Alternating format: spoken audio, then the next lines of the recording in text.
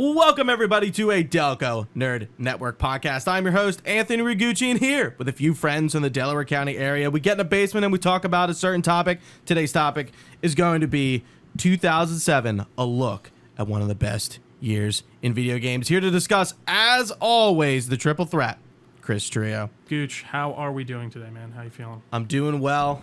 We had a little technical snafu, a little problem with the fan.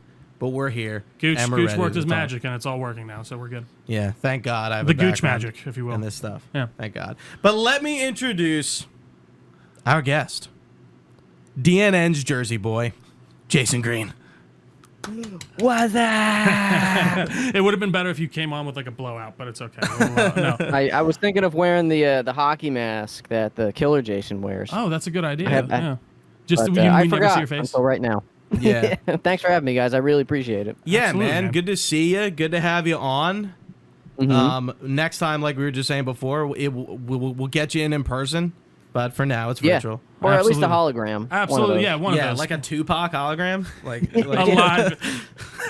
It's like a Star Wars hologram. You're just blue and you're sitting next to us, and you got the big chest. Yeah. And I'm like here in my house. There's like chaos going around, but I'm like just projecting to it. It's like a Neuralink thing. I don't know. I still always wondered how those like transmitters work. Like they just show the person, in but Star never. Wars? Yeah, because it's always like the Emperor and he's just standing there, but you never see the room around them. But then for like other people, it's like from their chest up when it's Obi-Wan. I don't understand it. It's confusing. Yeah, there's that meme that I saw with that with dude with the big cone head. What's his name? Coyote Mundi. Whatever his name is. Yeah. He's like in there's that meme. It's like he's in a strip club, and he's like there's like he's getting a lap dance while he's like actually in that throne room, or whatever. Is that from like taken out of? Oh, it's from the prequels. He's in Acolyte. Yeah. I have a fun Coyote Mundi fact that I learned actually within the last 2 weeks.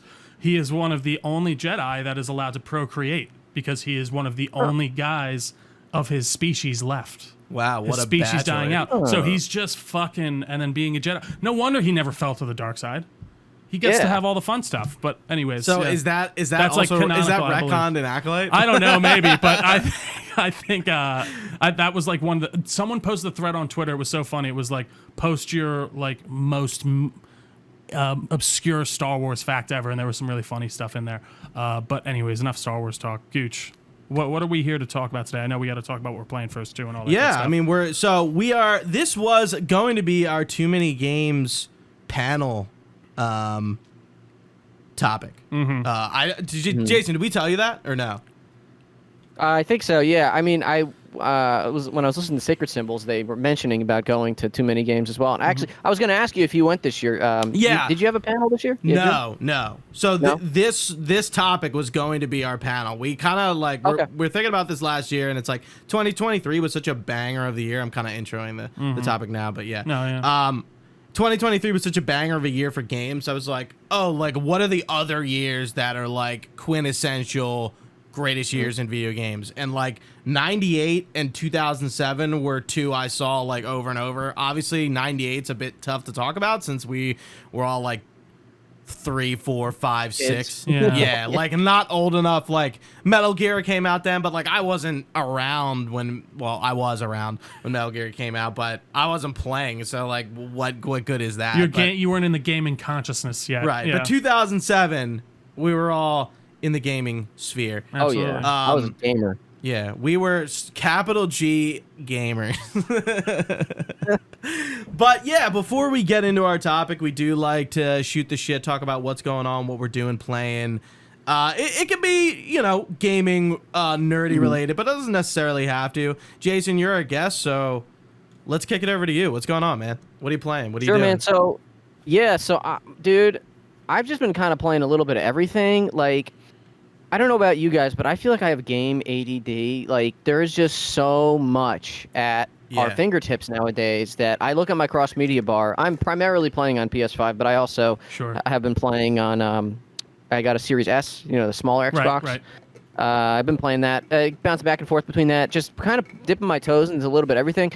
In the past few months, I sunk about maybe 70 hours into Fallout 4 because they re-released that on PS5. So I'm like, I'll take a look at that again.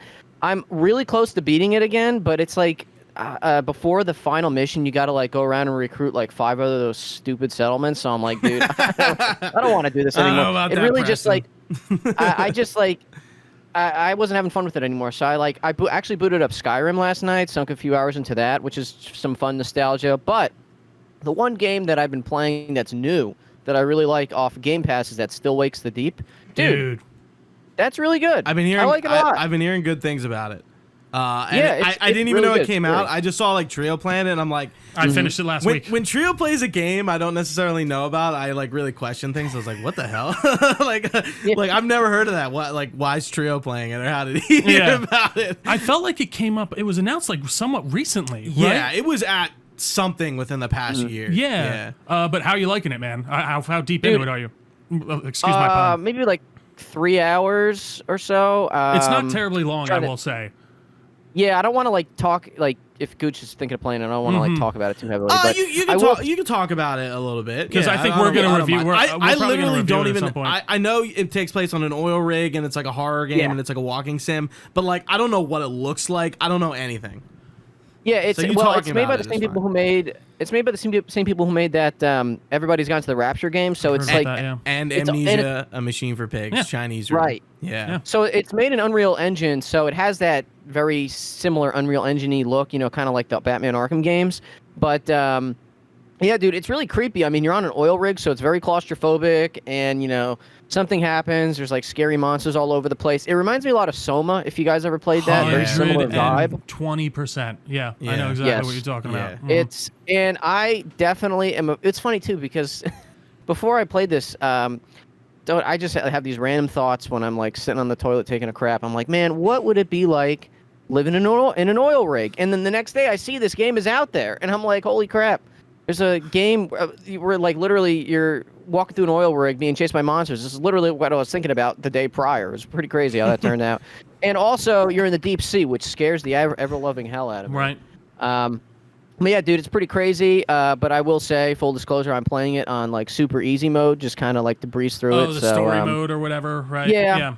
No, that's fine. Dude, I will say, I was no playing shame. it. It's much more walking simulatory than I initially thought. Like So- there's yeah. a part where you're running away a little bit more Amnesia style. I and, was like, so hiding. compared to like Dark Descent, where like there's no sort of offense, you're literally just running. Oh no, and that's the same. I could play that game. Yeah. Dark Really? Descent's good. Literally, like I'm not good with horror games. Like my Yeah. anxiety really just goes through the roof. Like I'm trying. I remember Outlast was like the one horror game I played years ago that like I loved that game, but I Right. really had to force myself to play it because it was just scaring me so much. I'm a big wuss. But the love one thing I will say about Still Wakes the Deep though is that it takes place in like northern Scotland or something Yeah, like that. yeah.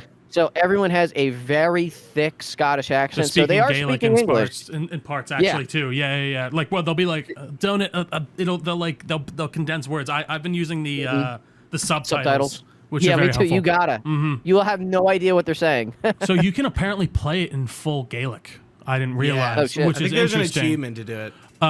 But yeah, man, I'm glad you're liking it. I played it too, just to jump Fun. off you. Really, it's so fucking cool. It's very thingy too, as well. The thing I would also kind of put it towards, but I thoroughly enjoyed it. It's probably only like 5-ish hours, maybe. But it's short. a very well done and interesting game. I think, dude, it might be Unreal 5. There are some parts in it they put like a film grain over things. I'm like, this looks fucking good.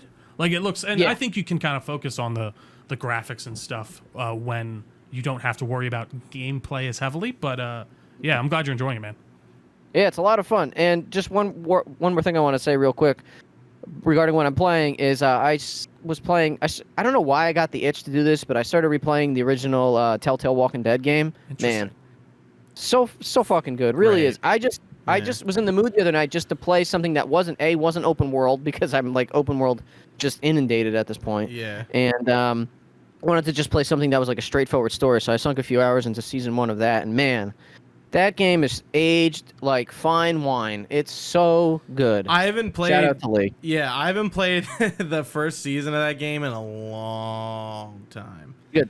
I would love to replay like all the seasons and kind of just go through them. I really did love like that first season of The Walking Dead was like really something special. That was such an out of left field game. And like, you know, you think like even back then, like, oh, like a Walking Dead game, like the show's at its height. This can't possibly be good kind of thing. And like it just was like absolutely the opposite of any expectation you probably could have had about it. Yeah, so I good. want to get around to replaying that. I do have a question for you, if you don't mind me asking. Sure. How has being a dad changed the gaming world? I know you have a PlayStation Portal now. Yeah, so that in and of itself is like divine intervention because the Portal came out right around the time my daughter was born. So it's like God is up there just like, hey, I'll give you a pass this time. You know what I mean? Like, it's just so weird how that turned out. Like this device. I mean, I know there's like Steam Decks and things like that Sure. exist, but I didn't feel like spending $600, whatever it is, on a Steam Deck. So it's like right when I become a dad, and I'm thinking in the back of my mind, man, my game time's gonna go down. The Portal comes out, and I'm like, thank you, God. But honestly, though, to answer your question, it actually hasn't been that bad because I just learned how to, like, you know, I get more in tune with my kid's schedule. Like, Sure, she's asleep right now, so it's perfect time to podcast. But I get more in tune with her schedule, you know, and I just game around that time, to be completely honest. Right. I sacrifice things like watching TV. Like, I haven't actually sat down and watched the new TV show in the longest time, but it's like I'd rather game, to be honest. I'm like that all the time, man. I totally agree. yeah. I get that. Yeah. Yeah, my wife's all like, "Oh, can we watch this? Can we watch that?" And I'm like, "But I gotta think some more. I gotta get some more settlements in Fallout 4, babe. I'm sorry." Preston's calling. I got out goddammit. Preston, my boy. I did watch the original Toy Story with her the other night, and that's Oh, that's shout fun. out to that movie. Great movie. Yeah. Absolutely. I love But it. Every time I see Were you- Toy Story 1, I feel like the animation has not aged well. Oh, no, for sure. not It's at one of all, the, but- why do you think they never show any people in that? It's all It, it's, it looks janky. all the kids are Andy. Yeah, I know, Like, there's yeah. that one scene where Andy's at his party, and they're literally all, even the girl. Yeah, Like, the sister is just Andy with pigtails, right? Yeah. Oh Well, was it? Didn't they almost lose the whole? It was either the first or the second movie. Second movie. Yeah, they almost lost the They deleted entire it or movie because they something. deleted it by accident. But someone, and they were going to restart, but someone luckily had like an extra. This is like a well-known story, I'm pretty sure, but like Yeah. had an extra copy on their hard drive at home. So luckily, they just by chance. I pirated the movie. No, well, I think because they Yeah. were working on it or something. Like, it's so wild. Yeah. You think like a multi-million-dollar movie would have more fail-safes, and I it's like know, someone's cat walked in their keyboard and deleted the whole thing or something. This is a fun fact. When they remade Kingdom Hearts 1 and the 1.5 remaster thing, they remade the game from scratch because they didn't have it anymore. Oh, right. I'm like, Oh, really? how do you just, like, it's just Yeah. gone? An No one's- entire game gone. I That swear is I've heard that wild. with like It's definitely happened man, with I might other be getting games. this.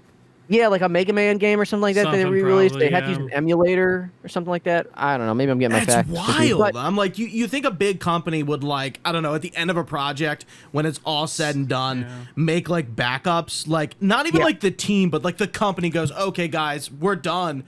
We're gonna make a copy, just to store, just Well, to I mean, have. even like think about Hollywood Yeah. back in the day, they would always have, I think, like master prints like that they'd store, and like now, of course, it's all digital. But like with film and things like that, I think they'd Right. actually put them in archives. Yeah, it's interesting stuff. But anything else, Jason? You playing? But that's honestly interesting and cool to hear about the fatherhood thing, and especially when you do have so many avenues to play portably to begin with. Even I was messing around with streaming on my computer from my Xbox while my girlfriend was watching the soccer game, and I was like, let me give this a shot. It works surprisingly well. Like, I wouldn't recommend playing a shooter or like a multiplayer game on it, but like I was playing Fallout on it through my laptop. It worked perfectly well. It was awesome. But that's really cool. Yeah, streaming works. Like, I remember doing remote play on my MacBook, which I'm on right now. Mm-hmm. Actually, it's funny we're talking about Fallout because years ago when Fallout 4 originally came out, I remember being at my parents' house and streaming that to my MacBook, and it worked fine. Well- So it's funny. And now we have like a little, portable PlayStation Portal thing too. So it's funny how that all turns out. Not to go on a diatribe about it. It seems like something I should get.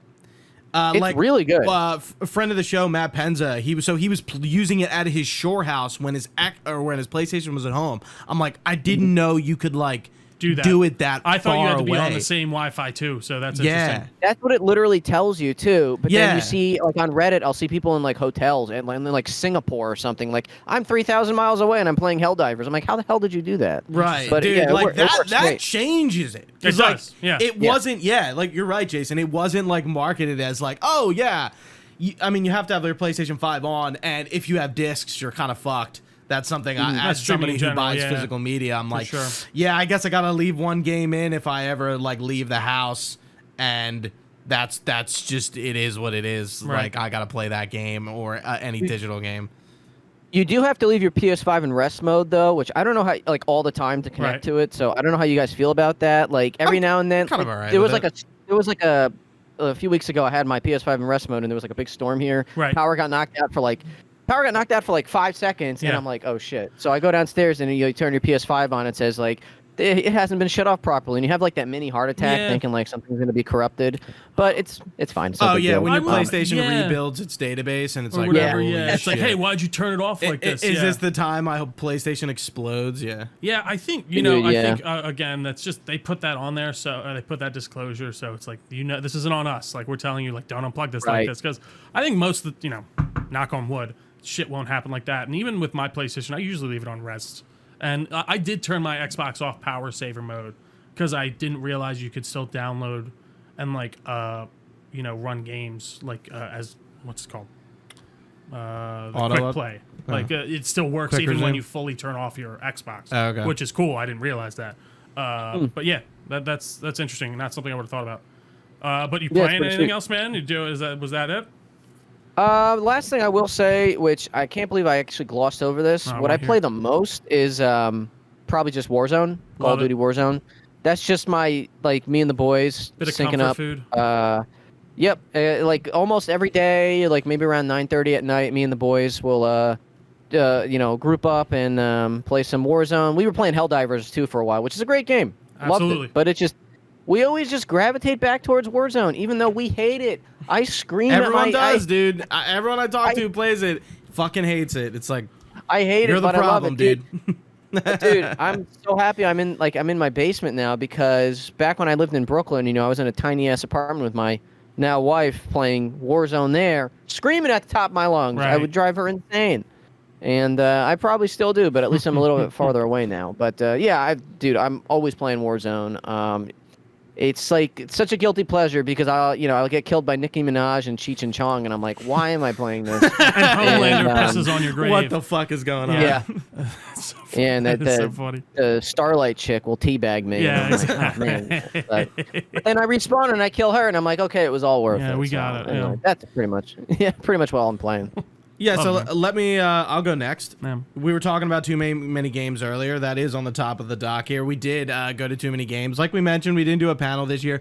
We didn't get accepted. We applied. And I think I was talking to like Dustin Furman Yeah. of Last Stand and Ben and Dagan because they were like, oh, like did you guys are you doing a panel this year? And I was like, no, we didn't get accepted. There was a ton of content creators there this There year. was, yeah. Like a lot of bigger ones. And I think that was the issue because they're there for a meet and greet, but they're also doing a panel of some sort. Right. So I think like that was the problem. Yeah, there. Stereon was Right. there, right? And then who were the other big names? Would you say? I think his name's Bob Wolf.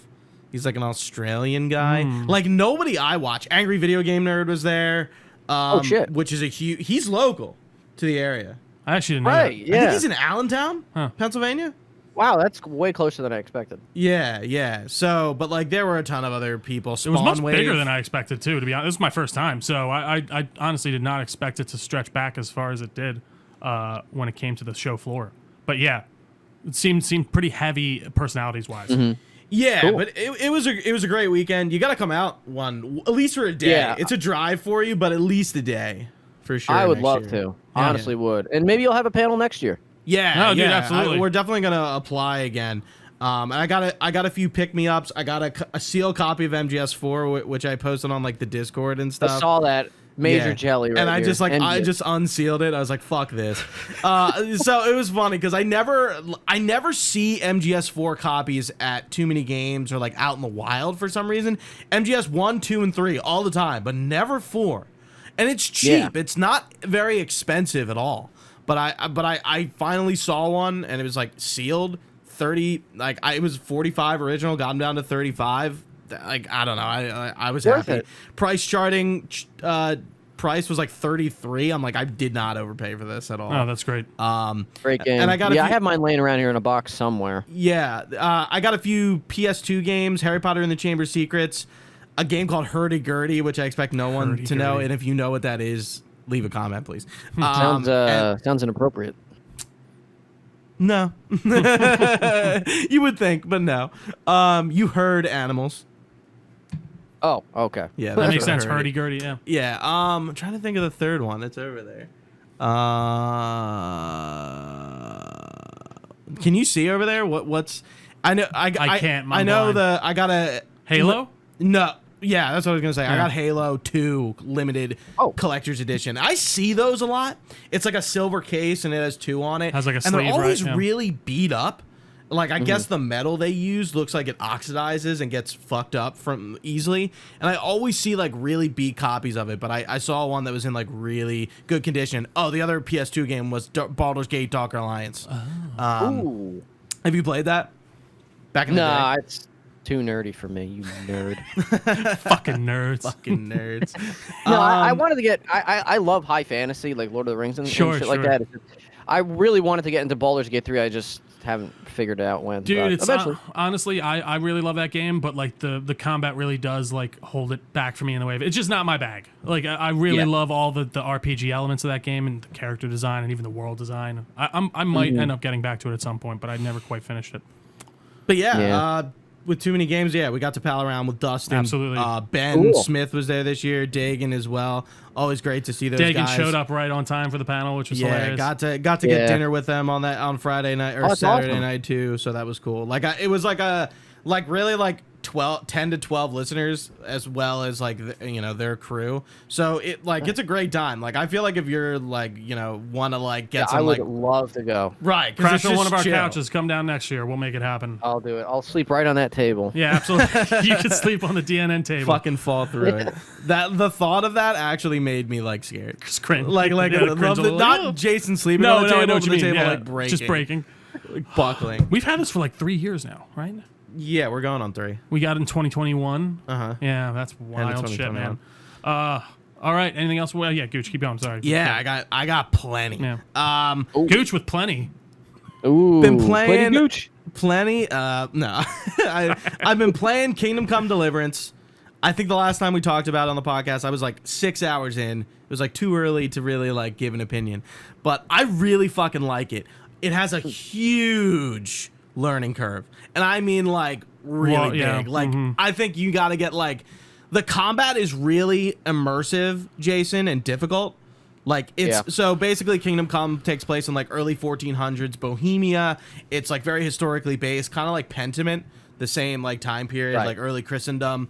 And the combat is just really realistic and difficult. And it is tough to learn. I don't think I have it down 100%, but I'm getting better. And it is kind of satisfactory when you're like you're fighting like 2 or 3 guys, which is like a challenge, and you're like taking them. Yeah. And you're like, oh, I'm learning. Nice. I'm learning Yeah, how to do I this. remember a good friend of mine, shout out to Kyle, he got Kingdom Come when it came out originally like 3 years ago, was Right, it? 4 yeah. years ago? Yeah, I think it's a 2017 release. Yeah.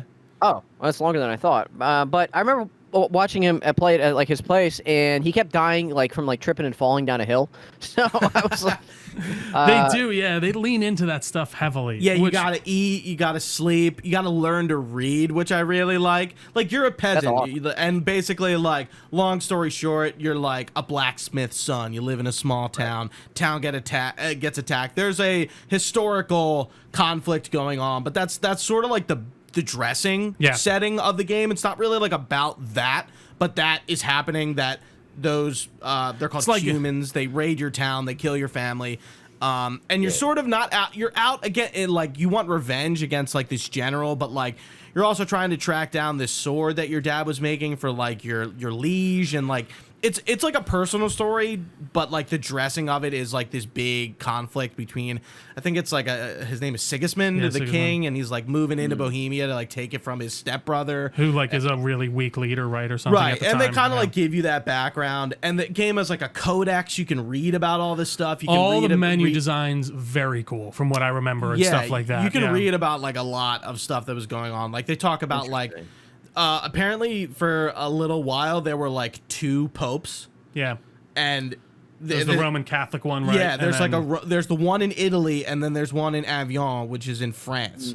So like they talk about that a lot, and then there's like, you know, you can like read the codex and it'll explain like what was going on, and like you know, not like a whole book, but like, you know, like a nice, decent, meaty paragraph. In a weird way, it reminds me of early like Assassin's Creed, when you get those codices and like it would tell you about, you know, real historical people, and it would give you like the full lowdown of what was going down. Right, yeah, because they'll have like in-game characters who are like either based on a real person or the real person. Yeah. And they'll be like, they're literally like, it's like kind of they're breaking the wall a little bit. They'll talk about like in the codex of the game, hey, like we designed this character this way based on like this, and this that we found, but like there's no actual like proof that like this happened this way, so we're taking liberty. It's interesting, like the way they kind of like break the fourth wall to explain like why they designed this way and how it's a little bit different from how it was in real life. It's cool, but again, that sounds cool. Yeah, and the sequel's coming out, right? Yeah, that's why I'm playing it,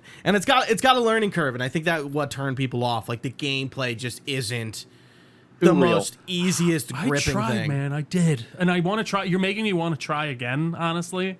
Because I got to the point, I don't know how far you are. I got out of Raditz and I got to the new place, like the second town where Ratai. Yeah, Ratai, I guess. Yeah. The first town, Scouts. Yeah, Scouts, and yeah, and I got pretty far. I got my horse and everything, and I did the whole thing with like the Lord, and I hunted the turkeys or something with the guy or something like that. Rabbits. Yes. Yeah, the rabbits. And it gets captured. So I got somewhat like I got into the beginning, but then I lost it, and I kept dying. Yeah. You kind of need a little those hills. Yeah, I've fallen down a hill and gotten fucked up before, and I was just like, "What's going on?" Another game I've been playing, Resident Evil Revelations 2. This is I love that game. Yeah, it's one of the spin-off Resident Evil titles. You play as Claire and Barry Burton, and then it's like based around co-op, kind of like Resident Evil 5 is. And with Claire is Barry Burton's daughter Moira, who is sort of like a pacifist. Like, so like Barry is with a little girl named Natalia, and like they have like the characters you can switch into, or the second player has like support mechanics. Like they don't attack necessarily, but they can help you like stun enemies or like get into like different spaces and help you like unlock things. It's a quick game. It's like they released it episodically, believe it or not. This was like during like that age. Yeah. So Revelations 1 and 2 were both like episodic releases. And there's 4 episodes. It's about like 16 hours long. It's not a huge game. Resident Evil 9 just got confirmed to be coming out, and when I'm playing these games, I'm just kind of like, can we just like not do a game with Chris or Leon and like bring back like Barry or Rebecca Chambers or Moira Burton from this game? Like, can we just not bring Chris and Leon back? There's so much more characters in RE that have like Sheva from RE5, like Billy Cohen from Zero. There's so many characters who just got a one and a done. Natalia is the little girl from Revelations 2, and I really like her. I'm like, can we just like bring these characters back? I feel like that's just much more interesting than fucking Boulder Punch Chris Redfield, you know? Dude, well, first of all, Chris is my man, so don't smack talk Chris or Leon. Fuck him. But Leon's fine. No, but Chris is just they overrated. need. I mean, Resident Evil 6 gets a lot of hate, but I will say, which I wasn't really that big of a fan of. I can't wait. It's a good game, but it's definitely weaker than the other mainline ones in my opinion. But I will say there is like an Avengers Endgame level like style of like I don't know the right word, but like all these characters meeting. Yeah, all these characters meeting and stuff like that. They need that, but just to the nth degree with Resident Evil 9. Like you need like all those characters you're saying, Barry, Sheva, Ashley Graham, like every single character from every Resident Evil game needs to meet up for one reason or another, which that would just be like Resident Evil gasm to me. Yeah, I mean they tried to do that in 6, but like Jill wasn't in it. Like how do you not, like why not Jill? And Claire isn't even in 6 either, right? No, I don't think so. Like, which is weird. Like they're like what are these people doing? Yeah, like your two main but yeah, we got Jake Wesker.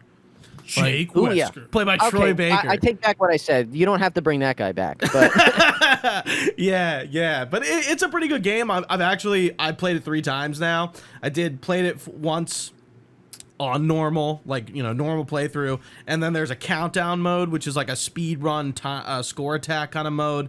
Did that, and then invisible enemies mode.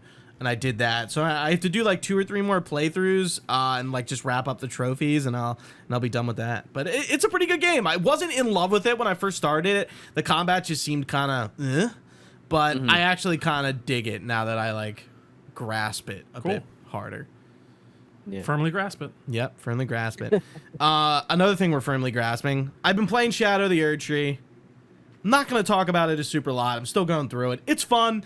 I'm not like jerking off to it like everyone else. It's good. It's more Elden Ring, but like I'm not like it's not blowing you away. Like it's not any like it's got some different mechanics to it. Like you can't really go into the DLC like super jacked up. Like there's a mechanic that you have to like get like DLC exclusive items to like essentially you're like kind of sapped of energy, and like you get like I think they're like skidoo tree fragments. Starter car. No, that's starter car. Yeah, that word. Skidoo. Yeah. You get these like things that basically like level you up in the DLC. So it's like a different like stat. Yeah. And that's why the conversation, as it always does, is Elden Ring DLC too hard? You know, it's just like, can we stop having this conversation, man? These journalists who write those articles aren't even really playing it. I mean, let's just be real. Yeah, they're just on Twitter, like what are idiots saying?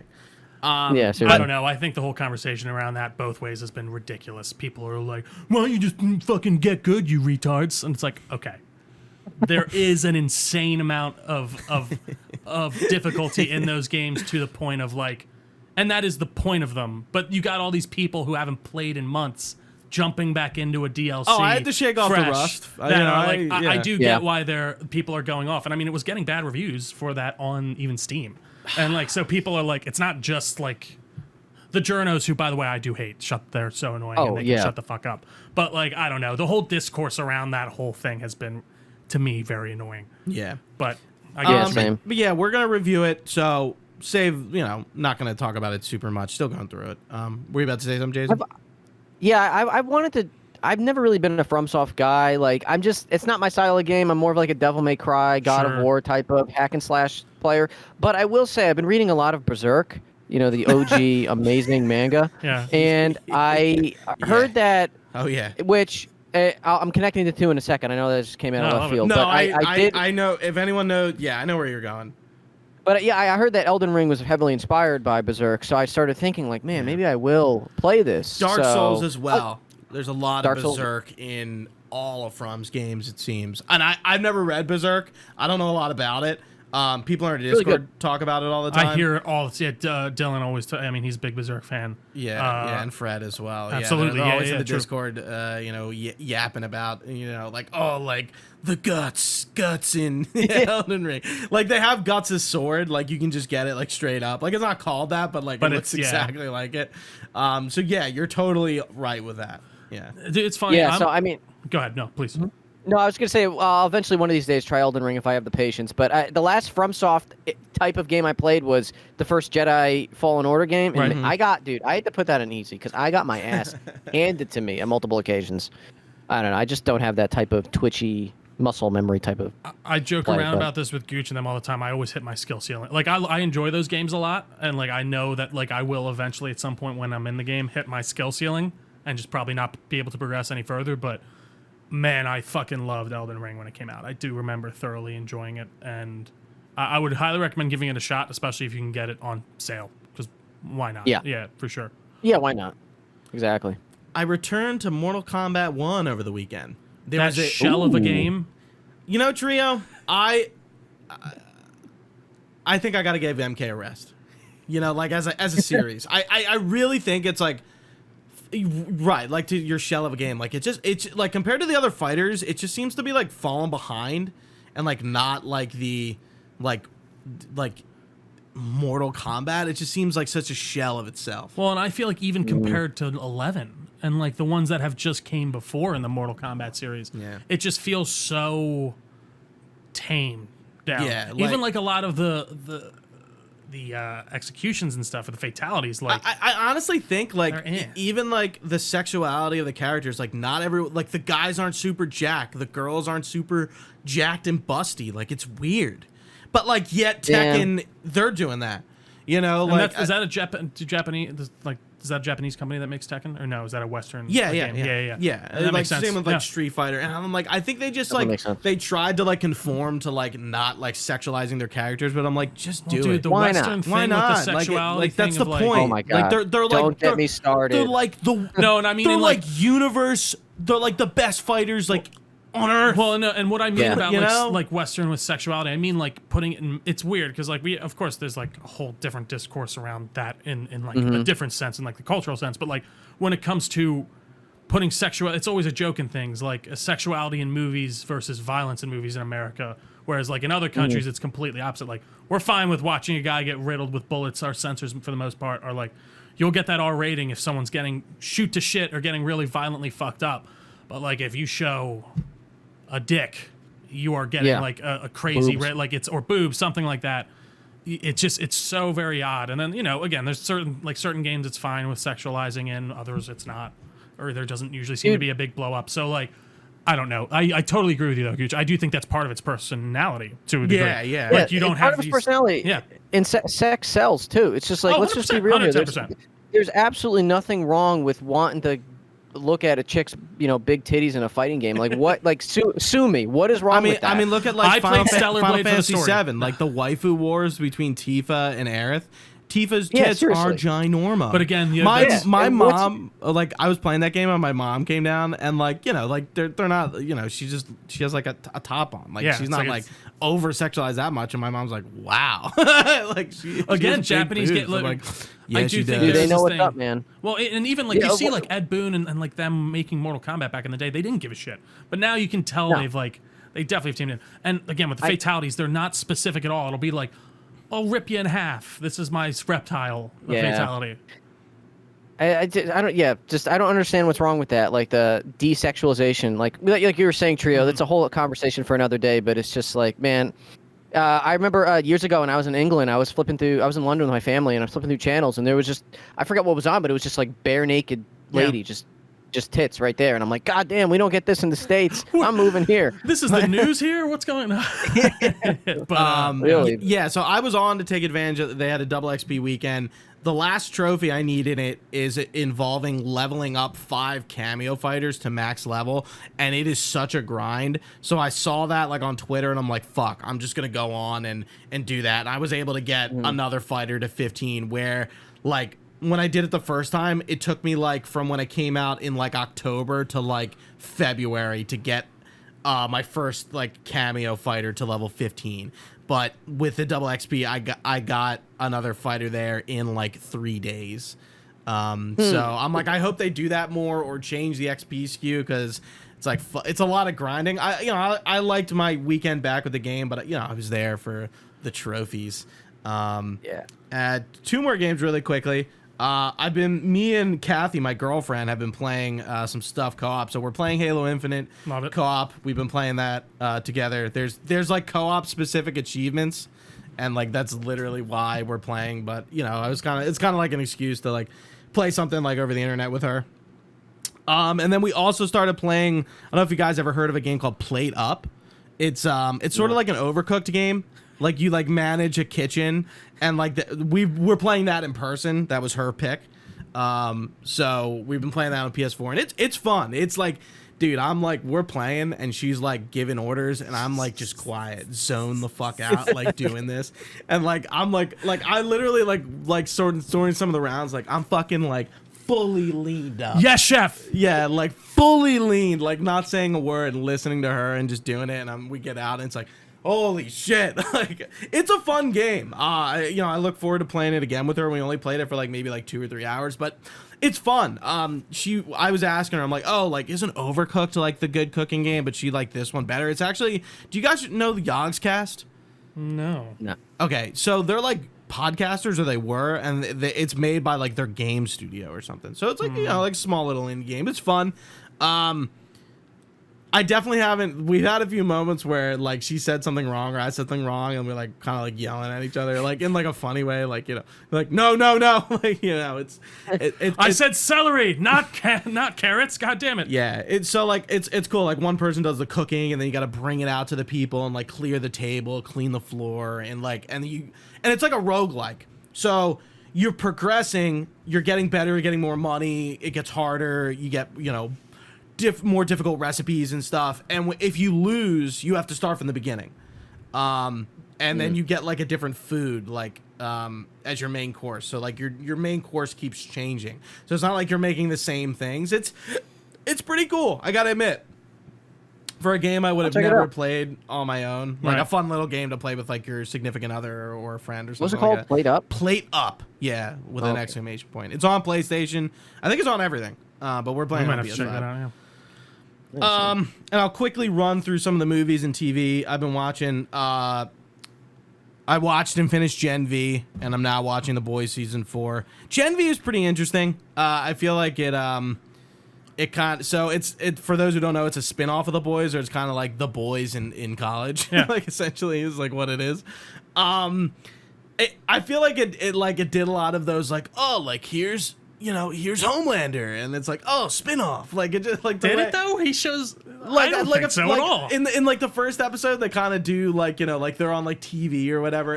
Sure, yeah. It kind of just feels like, oh, like this is the spin-off. We could only get like the actors for like a little bit, and it kind of like dulls out. They do this episode where like they lose their memory, and I'm like, oh god, that's such a horrible trope in like writing, but then it kind of picked up at the end, and like we were talking I think about they used it well, and I'm like, oh, okay, like the ending is gonna feed back into The Boys, so like you kind of have to watch it. No, you don't. No, you think? Yeah, not at all. So far in The Boys season 4, not even sort well, of. like for somebody like me, you need to. But like if you were just watching The Boys, they absolutely fill you in on everything that you need from that, like in a matter of seconds, I would say, within the new season.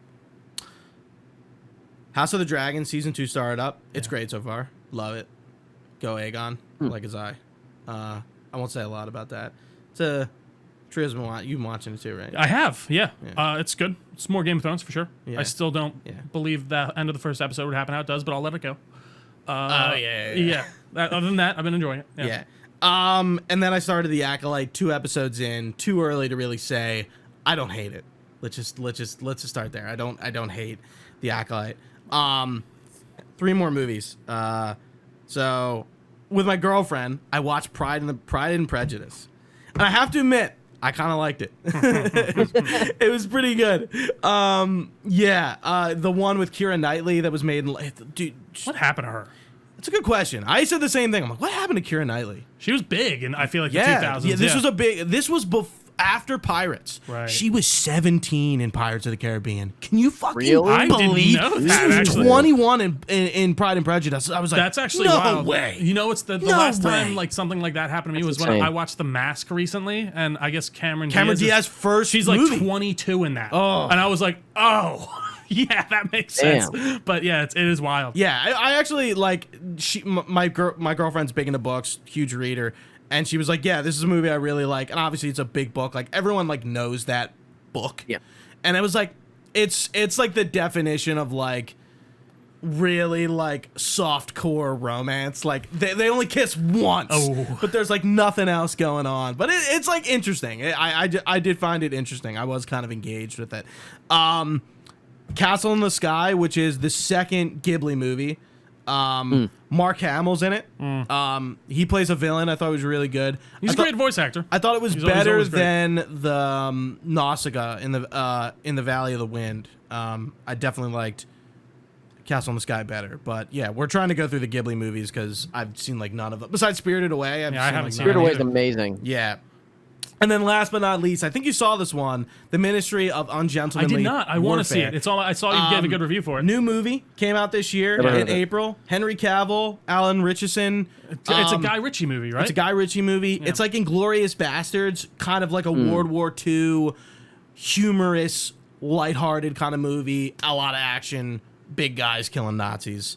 Hard not to. Alan Richardson has a funny little Swedish accent, doesn't he? And he's jacked as shit. Yeah, he's bigger than Cavill. Yeah. Like Cavill, Damn. like yeah, Those that testosterone it's replacement. based on a true story, which is cool. Yeah. I'm sure the names are real. Yeah, they are. Oh no, I'm joking. No, I mean I'm joking because I feel like whenever like to say something's based on a true story, you just have to like do the most minimal of. Yeah, it's like a 2-hour World War II action film you'll laugh at and it's fun. What'd you watch it on? Prime. It was rent or free? Or part of Prime. No. Was it I rent? had to pay. Okay. all right. Yeah, but I watched that last night with my dad, and it was a good time. We were between that and Civil War, and I still need to watch Civil War. Civil War was very That good. sounds depressing. At least you watched like a fun movie, you know? I will Yeah. say Civil War's it's depressing, but it's not depressing in the ways I expected. I actually really enjoyed Civil War. That's good. But what else, Gooch? Anything else? That's it, man. Let's kick it over to you. I love it. So movies and TV wise, I was trying to think, not a ton. What I did watch the other day though on Netflix was Beverly Hills Cop, Axel F. And Oh, the new one. Yeah, I watched Beverly Hills Cop 1 this year for some random reason. It was just on Netflix. So I was like, fuck it. And that movie still holds up wonderfully, I gotta say. Eddie Murphy is a strange actor. Well, dude, he was huge back in the... Like, I don't think I really understood how large of a name No, he was back in his time. But no, it's really good. It's, you know, he's Axel Fury. He needs to go back to Beverly Hills because he's called there because the case is going awry. There's some pretty good action scenes. A lot of it seems filmed in like real places, which I love to see. I actually think like I would have loved to see this come out, you know, in the movie theaters, maybe actually, but I don't know. Maybe no one would see it anyway, so that's just the way it goes.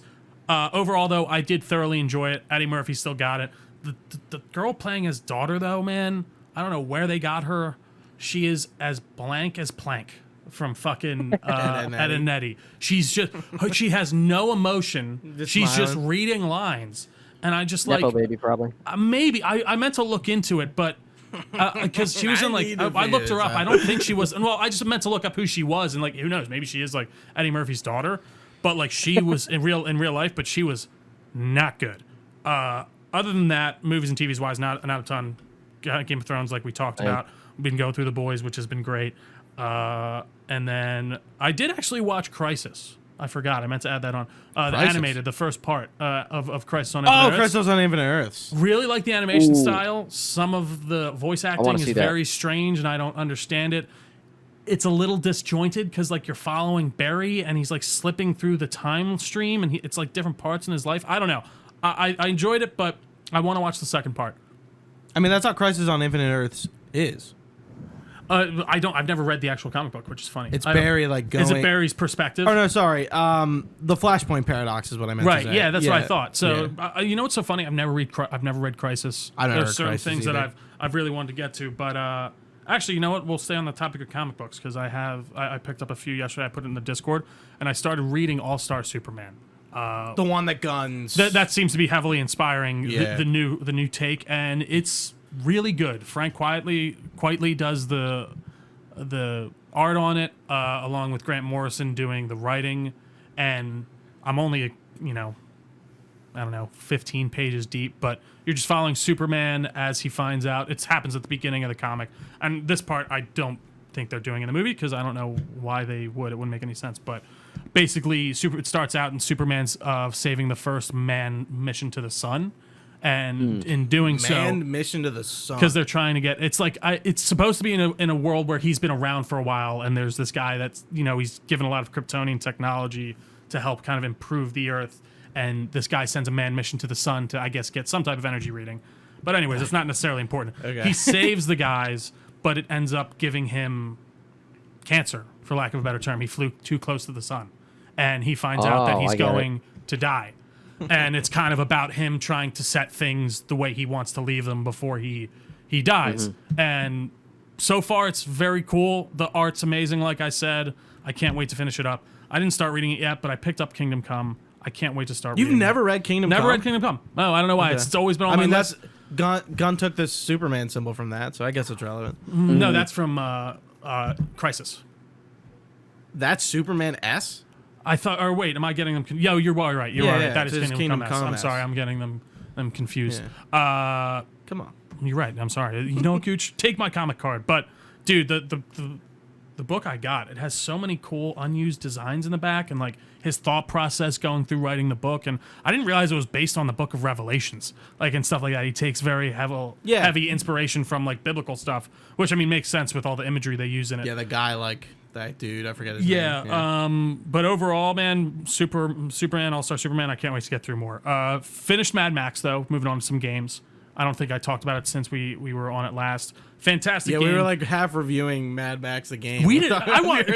You said that. I watched the interview back or the recording back. We probably talked about it for maybe 5 to 6 minutes. I But love that game. It's fucking fantastic. I can't Really believe is. It's how like well it Arkham holds up. City or it's Yeah, like so- an Arkham Asylum type of game. Same type of combat. It's got that combat. I think the on foot combat's definitely the least strong of the whole thing. The car combat is fucking fantastic though. Yeah, really good and, game. dude. It's a lot of fun. I love the whole world design of Mad Max. So would definitely recommend picking that up if you haven't ever checked it out. Other than that though, I've been playing Returnal. Finally, I got to. I upped my subscription on PlayStation Plus to the second tier because I was like, oh, I'll try out some of these games. Maybe I'll even play Horizon because I have this downtime. There's not really much coming out right now. Been wanting to get back to it, but yeah, I picked up Returnal, man, and I want to go back and watch our review after I'm done. I think you did that with John, right? Yeah, Mr. K would. Yeah. It's really fun. I know it's a roguelike. It's kind of what's the word? Not perpetual, but it's a new map every time. I've beaten 3 of the biomes.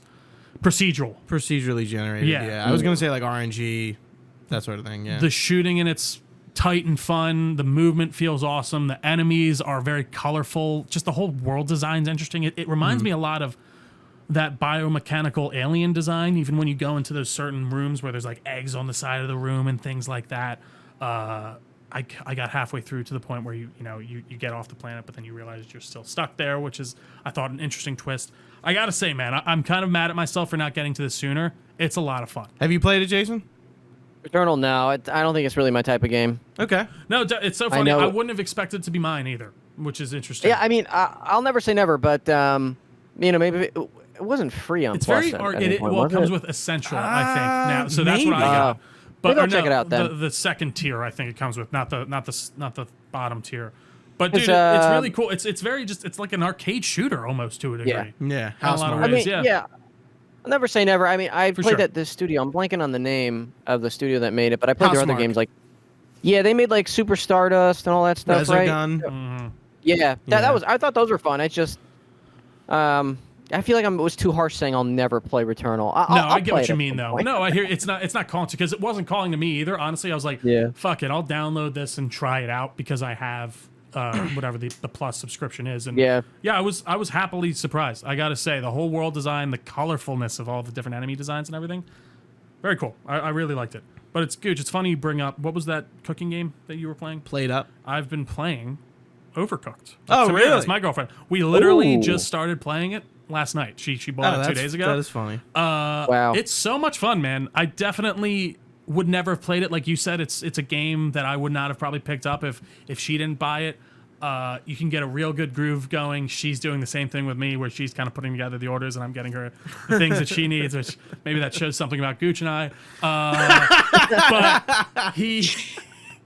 I mean, it's a lot of fun, man. It's an interesting puzzle game that I never would have picked up otherwise. Yeah, and it's different. It's fun. You know, those I kind would of love to play games. with like 4 people, even like maybe if you and Kathy do come over at some point, and I'm gonna play with some of our other friends.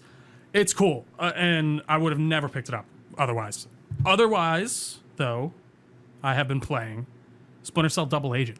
Ooh. Which is an old Is that one. the second one? It's like the fourth. No, it's Double I think it's like Agent the ain't the fourth one. second one. It came out in like 2006, I believe. Okay. I got it on a buy one get one deal that Xbox ran. I forget what the other game I got with it was a while back. Oh, it was Manhunt actually, Oh man. Oh, which I I love that talked game. about. Dude, Manhunt was so good. Manhunt's an Manhunt, interesting game. holy Yeah. fuck. Dude, so Maybe good. a- I think I talked about that on what we were playing on a different podcast. But it's really good, man. It plays surprisingly well. It still holds up for a 2006 game. It has weird controls like everything does back then, like you shoot with the square button or something for some reason. But other than that, I'm surprised at how well it plays. And we just don't get stealth games like that anymore. So I can't wait to see whenever we do get that remake of Splinter Cell, or maybe a new Splinter Cell. Perfect Ubisoft. Dark, maybe. Yeah, dude, Perfect Dark looks like right up my alley with this type of stuff. So Yeah. I can't wait to see it. And then last but not least, I was kind of dipping my toes back into it because I want to finish off a playthrough that I started a while back. Was Fallout New Vegas, because I was playing Fallout 4 like you, Jason. I sunk like another. I don't know. I got it to like level 60 again, and I think Yeah. with those games it ebbs and flows. Like, yeah, you're like, all right, I hit my threshold for now. I'll maybe come back to this Right. later. I Especially just got so bored of it. after you've beaten it for the first time. I mean, Bethesda makes games where people come back, and I think they've recognized that. No, absolutely. Yeah. Like, especially with Skyrim, like you buy it like 3 or 4 times. absolutely. But I Addicting. finished off Old World Blues and what's the gold one, the hotel, Dead Money. Dead Money. And now I'm moving on to Zion, and then I'm going to do the Courier one, which I can't remember the name of that one Dude, either. the DLC for New Vegas is like so fucking 3 good. out of 4 for me. I get why people have explained to me why they think Dead Money is good, and I'm like, that actually I can Dead agree Money. with that. It's but such a cool story. the story I love, but the actual gameplay of that DLC Yeah, they is do not my love favorite. taking your shit away in New Vegas, Yeah. and it's like have fun, like starting even in over. Dude, Fallout don't 3 get me when I was playing- started, yeah. man. Yeah, 4 doesn't do I- that as much, which is interesting. No. They don't. Yeah. I've been playing New Vegas and 4 kind of simultaneously. Like I've been playing New Vegas for the last few months on and off, I'd say.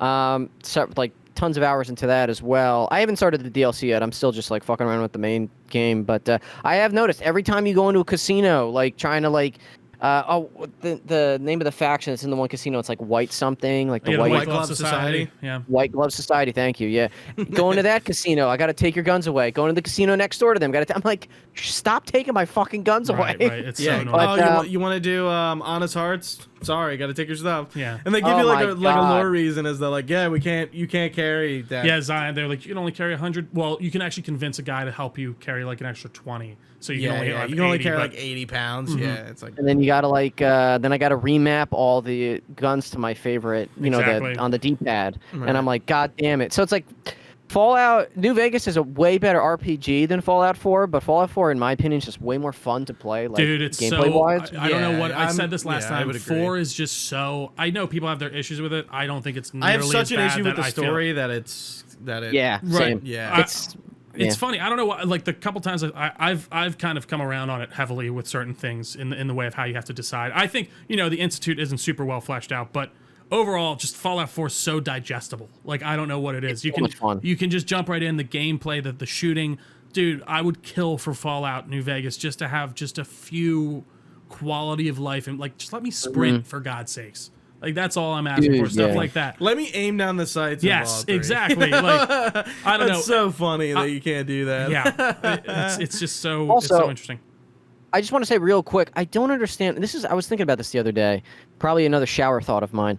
I don't understand why they had a voiced protagonist in Fallout 4. It just seems like such an anomaly Well, and that in like seems the to be lineage, yeah. Yeah. in the lineage of like Bethesda games, Skyrim, all the other Fallout games, everything that think came before Fallout 4, and then just randomly Fallout 4, you're playing as a dude that talks. It's just I think it's and then- clear they'll never do that Yeah. again. I think Yeah. that seems to me Yeah. like they were like, all right, we've They never done this tried, before. yeah. Let's give it a shot and see how it goes. And I think it was a resounding. People were like, nah, don't do that. Yeah, and then in Starfield, you don't have a voice. Yeah. so. So, but in my overall- opinion, Fallout 4 is like way better. I did not like Starfield at all, and Sure. Fallout 4 seems like even though that game came out like 10 years prior, it feels like newer to me. I Interesting. don't know why. Yeah. It's just it is funny yeah, going it's back and just- forth between them. Like Starfield, Starfield. so much better. Like I don't know. Like it feels so much newer to me, Okay. especially Yeah. in the way you shoot and how the whole game feels. But I do get what you mean. I don't know. The Starfield, I get why people don't like it. I understand. Yeah, it didn't but click I will with me. defend. I will defend that game till the day I die. I enjoyed it so much. I'm just Starfield a Bethesda stan. bitch. Yeah, what can I say? No. Bend me over, Todd. Bend me over, Todd. Chad. Show me that. Chod. Show me that 16 times the detail on your cock. Oh God. Jeez. it's like But that South Park episode with George Lucas and Indiana Jones. Right. Right. Oh God. Okay, gentlemen. Should we get into it? Let's get into it. Let's travel back in time. Let's go to 2007. A look at one of the best years in gaming. So I got a little opening statement because I thought it would just be fun to like. No, I love it. Yeah. 2007, Jason. How old were you in 2007? I know Well, you're a little bit older than us. I'm a little bit older. I'm going to be the big 35 this year. Oh, in a week, actually. Oh. 35 A week years from today. young. Holy- Holy Yeah, shit. yeah. A week from today's my birthday. Holy crap. What was I going to say? So 2000. I can't do math in my head. But I do know I was a sophomore in high school Okay. in 2007. So I remember. I'm looking at the document of all these games that we're going to talk about. I have vivid memories of being in lunch talking to a bunch of my friends about like Uncharted about especially Modern Warfare. Yeah, I could talk about a lot of this crap for hours because a lot of these games came out when I was in high school. Obviously, not paying attention to any of my homework or anything that teachers were saying, just going home and playing something like Mass Effect all day. So yeah, a lot of these have really good memories with me. Yeah, I was in 7th grade. Like I'm like the year Halo 3 came out is like a year I will never forget. Like that like not even, it was kind of like the end of 2007 going into 2008. Like specifically, like I just remember that time and like going into school and like talking, like, I just got a 360 for Christmas that year, so Christmas of 2007. So like I played Halo over summer vacation. By the time I went back into school, I got live, so I was playing multiplayer, and I was like, like going to my friends, like, oh, like what level are you, and stuff. Like it was just so innocent and different. Like we were it was just so new, and the novelty of this like what I'd call like the beginning of like the modern multiplayer experience was like happening before our eyes, and hell, we didn't know that at the time, but now you look back and it's like, Halo 3 was just such a seminal moment in gaming. And, I feel like kids will probably have that same kind of thought with Fortnite and stuff. But, Trio, you're a year younger than me. You were in 6th grade at the time. What do you remember from 2007? I remember playing a lot of video games. And I remember going to school and hating it. But other than that, it's funny. It's in that moment of, like, I would have been, what, 12 or 13, 2007? How old are you? Yeah, I would have been 12. So, like, the memories there are still forming a little bit. But, I mean, I remember vividly playing Halo 3 custom games for hours and hours on end, as well as just playing Modern Warfare. What was the roof map on Modern Warfare? Was that Modern Warfare 1 or 2? No, it's no. Maybe it's Modern Warfare 2. Yeah, the one on the roof. Yeah, maybe Modern Warfare 2 is the one that I even remember more. But dude, Halo 3, yeah, that was just at the top of my list. Assassin's Creed, that was like I think a defining game in the way of like the type of games I like to consume. Like I really enjoyed that game. The commitment to the story and the idea of this historical aspect being introduced. Like it was like video games are fucking dope. You know what I mean? Yeah. This like, when we were looking at this and like looking at lists, the fact that Halo 3 came out in 2007 was like the huge indicator that like 2007 was a good year for games. But like we're going to talk about Call of Duty 4, Bioshock, Portal, Rock Band, Guitar Hero 3, Uncharted, Crysis, Super Mario Galaxy, just to name a few. It was like a banger of a year. Like a lot of games that like a lot of seminal titles that kind of started this wave, for its specific genre or whatever.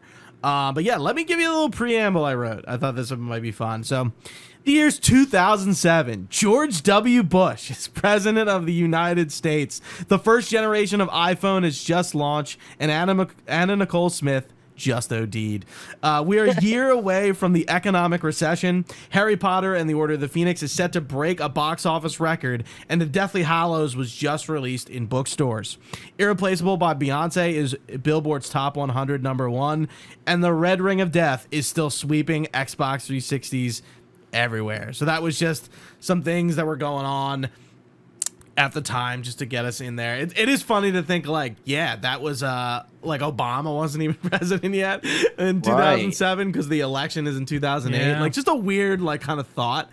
Like especially with like presidents that we were alive for, like putting it in like that perspective, like it's so strange. Feels like another life ago. It really does, man. Yeah. It's wild shit. But should we get into them? So yeah, we've been talking about it a little bit, and I feel like we got to start with Bungie's third installment of Halo. I mean, I think this like I feel like if Halo 3 didn't come out this year, this 2007 would be weaker for it. 100%. Halo 3 was a milestone in all aspects of gaming. The story, the graphics, the multiplayer, the entire experience that Halo 3 kind of unleashed upon us at the time was just something utterly and incredibly special. We already talked about a few of our memories. Trio was just talking about custom games, but I remember on New Year's Eve of that year, I'd beaten the campaign, and I think one of my friend Chris Martinelli was over, and we were playing the skulls. We had to get the ninja armor, the Hayabusa armor, you know, like that journey of like finding the skulls, and like he knew where a few of them were, but we didn't know where like some other ones were. I think we were looking it up online. I guess we had to have been. Game facts.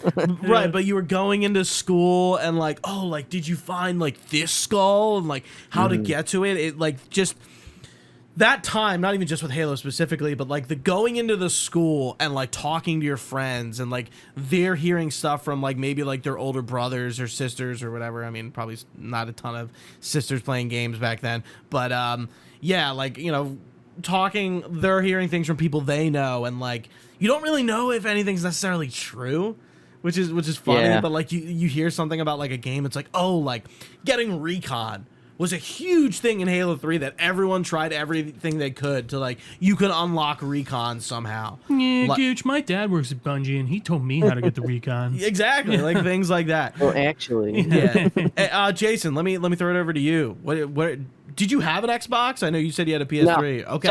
So, I was gonna say I don't really have a lot of memories of Halo because Really? I played Halo through osmosis. Sure. Right, like at people's houses, I assume. Yeah, Yeah, exactly. Yeah, but like that's still like that was one of the games that you played at somebody's house. Like I played Halo 1, I played it at a friend's house. Halo 2, I played it at a friend's house, Yeah. and then I had the 360, and then I Yeah, I didn't have an Xbox when I was in high school or growing up or anything like that. I was purely a Sony fanboy. I had PS2, PS3, and so on. But you know, I'd go to my friends' houses, and I remember seeing Halo 3 or like Halo 2 and 3 just like almost simultaneously at my one friend Lewis's house, and I just remember being like, "Holy shit! Like, is this ever gonna come to PlayStation?" And it was around the time like, Maybe. and I remember it was around the time like, maybe now. and yeah, maybe now, you know, maybe 20 years later, but Yeah. and I do have the Master Chief Collection on my Series S, which I will get to eventually. I just need to find the time. I remember being at my friend's house, playing Halo. I think I was playing Halo 3 with him, like just passing the controller back and forth, playing multiplayer, and also showing him the trailer for Metal Gear Solid 4, which was coming out the next year. And I was like, see, this is what we get on PlayStation. Are you jealous yet? Because I remember being so jealous of like something like Halo was on Xbox. But yeah, I never really owned a Halo game until like now in my adult life. But yeah, they're always fun. I mean, I don't really have a bad thing to say, except I heard the TV show sucks. I think Halo 3 has aged kind of poorly, actually, from a gameplay perspective. really? I think it really is in need of a nice remaster, like the way they did for 2, the anniversary. Like I just feel like it just feels kind of floaty, and like there's just not a lot of weight to the combat. Did 2 like mess with the actual gameplay though? I thought it was all like just Well, looks. 2, not necessarily, but like the remaster kind of fixes that. Interesting. Yeah. Because I feel like that's kind of innately Halo, like that feel of like that's Halo 3. You know what I mean? That floatiness. Sure. Like yeah. I don't know, because go when we ahead. went back, I don't remember being like this plays terribly like when we did our re-3s No, a while back. no. Well, I guess when we did the re-3, that was when I'm like, yeah, this game kind of feels like it could be more like sticky, like in terms of like the kineticism of the game. But continue with whatever you're going. Yeah, or no, I mean a new just point. Halo 3. It's generational defining in a lot of ways. I don't think it's wild to say that. The Xbox Live experience was truly at like its beginning there. I feel like it's. I know it happened with Halo 2 and stuff like that, but that felt like when everyone had it was when Halo 3 came out. Yeah, I would agree. And like it became Yeah. very mainstream. So, dude, hours and hours of memories of just playing Halo 3, tons of different co-op and custom maps, and it was a lot of fun. It was some of the funnest times in games for me. That's really kind of mostly what I felt like dealing with back then was, I feel like those custom games were the big ones for me. I feel like I just remember playing those for hours on end. Yeah, And yeah. even like the map packs and stuff, I remember it would come out and then you wouldn't be able to play if you didn't have the map pack and stuff like that. Going to all that shit. GameStop to get Microsoft points to buy the map packs. Right. Microsoft There was a points. heroic map pack, a legendary map pack, and a mythic Yeah. map pack. And I remember when ODST came out, they had a disc with the new map pack like on it. Yeah. So they didn't like make a new multiplayer, but they put out like new maps for like ODST. That was such an interesting kind of wild spin-off that they did with like ODST is a great game, but like just the way they kind of like still folded in Halo 3 multiplayer into the like the package. It was pretty interesting. Like it came with like a separate disc for like the maps that you had to like install. Wild. Weird stuff. What a concept. But to move off of Halo 3, I specifically stock Call of Duty 4 Modern Warfare under this because I feel like in any other time, especially now, I feel like these two games would eat each other up. But somehow they both maintained the same audience and like people were playing both. And Call of Duty 4, obviously being our first Modern Warfare game, 1, 2, and 3 are all World War II. We're moving into, modern day conflicts, war on terror, that sort of thing. The campaign was awesome. We all have our fucking Ghost and no, Soap isn't in this game yet, but it's Ghost and is it Gaz? Gaz, yeah. And So Captain Soap wasn't in this? I thought Captain he was. Price. Yeah. No, Soap is in 2. Soap and Roach are in 2, but Price is in 1. Modern Warfare 1. Like it's funny, like that Call of Duty kind of gained this like cast of characters starting with that game. Well, dude, that back then the campaign was so much more kind of intertwined. The main attractor. Not even, I'd say Right. equally attractive because I think the multiplayer after 4 especially, because I think 4 kind of really sealed the deal. Like the multiplayer then starts to overtake, but I felt like it was at least equal, if not, you were there for the campaign and that. And getting back to your saying, like, it's surprising these two didn't eat each other. I do think while they are both first-person shooters, they were very different first-person shooters in the way of like one how is they class-based, one is the pickups. Well, no, and not even I would say like one's a modern military shooter and the other's a sci-fi future shooter that with too. different things. Like Yeah. and even like did Call of Duty have classes? Yeah. Call of Duty 4 had classes. Yeah. Really? I don't remember that at all. Like, hey, like here's your loadout. You change it from the menu. Not like I thought you were medic saying or like one's like assault. okay. Yeah. Yeah. Sure. Jason, Interesting. yeah, what's your Call of Duty for? Yeah, so this is a game I actually played pretty extensively. I remember being really broke at the time because I'm in high school. I didn't really have a job yet. Sure. Yeah, I have a very vivid. Dude, yeah, I have a very vivid memory of. Shout out to my friend Kyle again. I'm always going to be mentioning him. He's my bro. He got Call of Duty 4 a little bit before I did, and I remember him telling me how amazing it was. He was like, "Bro, you need this game," and I'm like, "Dude, I don't really have the money right now. I have like $100 in my bank account." Fuck it, whatever. So I went to GameStop and I bought it with like almost. It was like $60 at the time, and that was almost all the money I had. But I think that was a very worthy purchase. I just remember going home and like just being blown away by it, and it took me a while to get accustomed to the multiplayer because I don't think I was really a multiplayer guy up until that point. And then obviously when you're playing it online with real people, you got to be really like fast paced and twitchy and constantly paying attention to the screen. I remember it took me a while to warm up to that, but then dude, after a while, man, I was doing nothing but playing online versus anything with the campaign. So I have a lot of fond memories with Call of Duty 4. That was like the first Call of Duty game I played pretty extensively. I had 3 on because that was around the same time the PS3 came out, and I remember getting Call of Duty 3 as like a launch game on PS3. But I just thought that was it didn't really hit me the same way Call of Duty 4 did. Yeah. Right. Yeah. That game just changed my life. Call of Duty 4 was such a good game, and I played Modern Warfare 2 as well. I like that one, but I never played Modern Warfare 3. I don't know why I never got around to that one, and they never remastered that, which is weird. So maybe someday. Modern Warfare 3. Yeah, the original. Yeah. I don't think it has the punch that 2 and 1 had. I don't think people look back at Modern Warfare 3 necessarily over 2 and 1 and be like, yeah.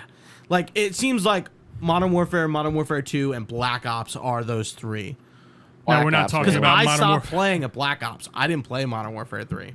I'm trying to think. I think I played Modern Warfare I put my 3. foot down with Black Ops. I think Advanced Warfare which is, was the last one that which is I bought. a funny thought that even back then I had this like premonition to stop playing Call of Duty, like that it was Yeah, dude. the same, and Yeah, and I Gooch was is like, the Call of seer. Duty it ebbs and flows, man. There's some years where I'm like, oh, I really want like, dude, Infinite Warfare gets a lot of shit. I loved that game. That was the one I futuristic think I will. I think that was actually I thoroughly that had like dashing and stuff in it too and stuff, right? That Yeah, and like it had the wall dude from running Game and of things. Thrones in it. Yeah, no, Yeah. that I remember. I remember enjoying that multiplayer a lot. Actually, Yeah.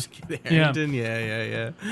Dude, yeah, Infinite Warfare was great, and then like I won't get a Call. Like I didn't get last year's Call of Duty game, but this year's the Black Ops Gulf War looks fucking awesome, Black which Ops is 6, weird yeah. that Yeah. like it's gonna be historical events that took place when like we were Our alive. which is lifetime. Yeah, weird. no, for sure. Yeah. So I'm gonna That's wild get how that, far but yeah, away dude. that- yeah. I feel Modern like Warfare 4, man. I just want to say real quick, there are several games out there that I really think change like the entire landscape of just the industry as we know it. Like one of them being GTA 3, and one of them definitely being Modern Warfare 4, because I don't think multiplayer games as we know it right now, I don't think would look no, you're right. like they do if Modern Warfare never existed. No, I agree. I Right. think Halo and Call of Duty, especially in that respect, Yeah. like we Yeah. genuinely would not have. and what like we for have both today. of them, this is the first time you're like putting on a mic and like shit talking, and everyone's fucking your mom Right. apparently. So like that was a big wake up Dude, call. yeah, I was so pissed about that. I've told this story to Goose a bunch of different times before, but I thought when I was young, when Xbox Live came out, when everyone had those microphones, I thought it like allowed you to speak to the characters in the game.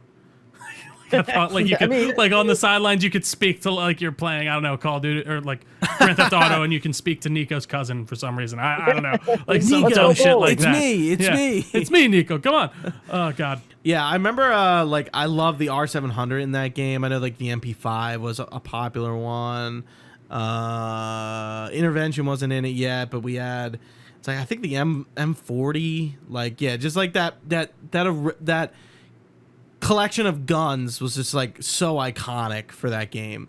I feel like a Call of Duty taught me a lot about weapons, you know, which is a weird concept, but like it's like I know what a bullpup is from like Battlefield. A bullpup is like a gun that loads from like the stock, and they're like a French and Israeli design. Like Americans don't use them, and it's like I only know that because I play video games.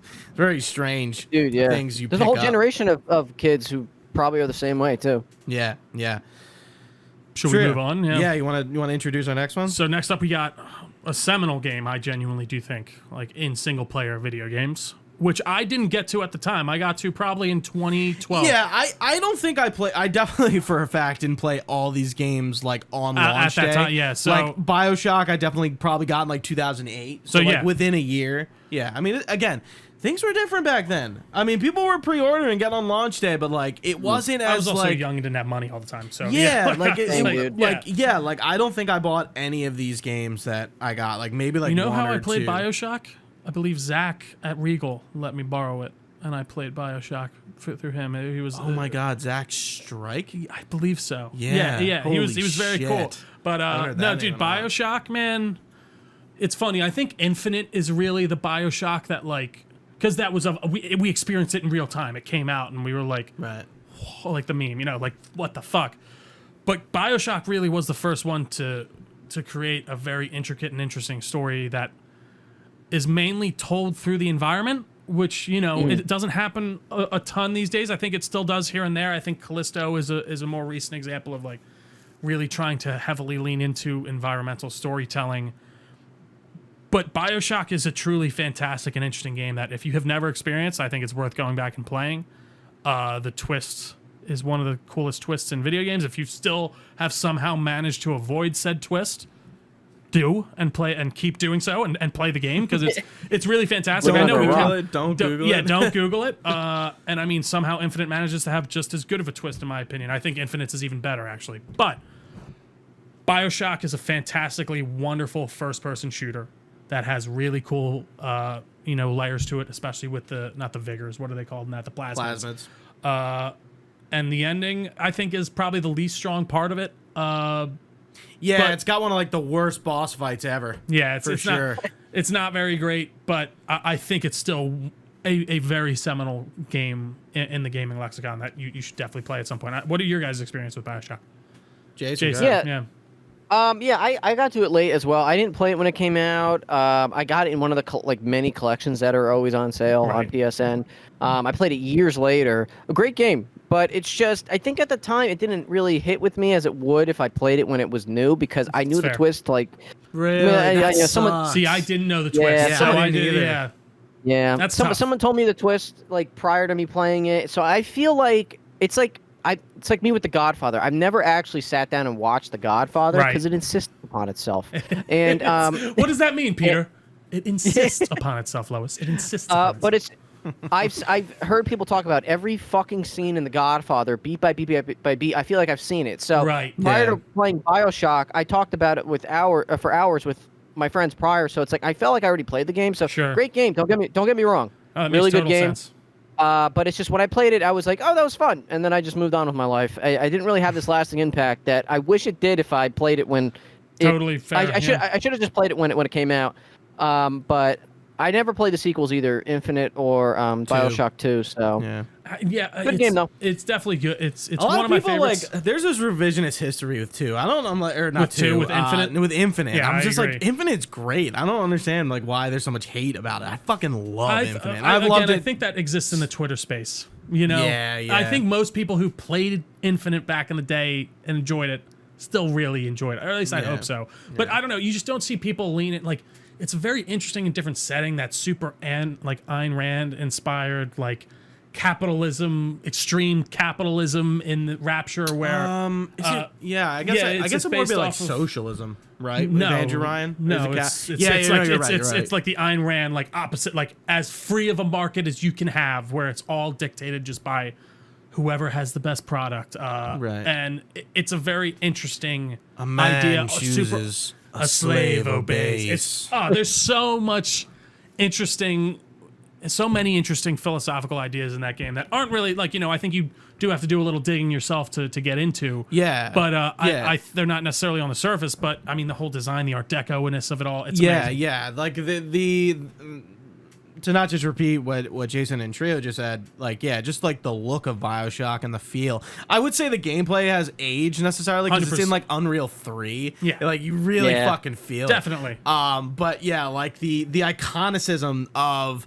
the Big Daddy. I mean, you know, it's a PlayStation All-Stars character. How more iconic does it get? No, it's true. You I know? think if that game deserves. Do you think it deserves a remake, or do you think they could just? I know they've remastered it, and it looks pretty fine. You I know, gotta say. I don't think we need to remake Bioshock. I think it's still like as like a visually, I think it still holds up. It's Yeah. got like it's not necessarily like this photoreal game. No, it has some no, like it's very cartoony. Yeah. cartoony aspects of its Exaggerated. characters, like Yeah. you know, and especially when you go down into Rapture and you encounter the spider splicer that's whipping the bathysphere apart. Like I remember, like the apps, I'm like, holy fuck! Right. Scared the shit out of me. And you this game. get the wrench, Way you know, more the horror, classic yeah, like horror theme. melee weapon in that game, and yeah, the way the guns look, and like yeah, like just the you know encountering the spicers, It's a cool world, man. and Sander Cohen, Yeah.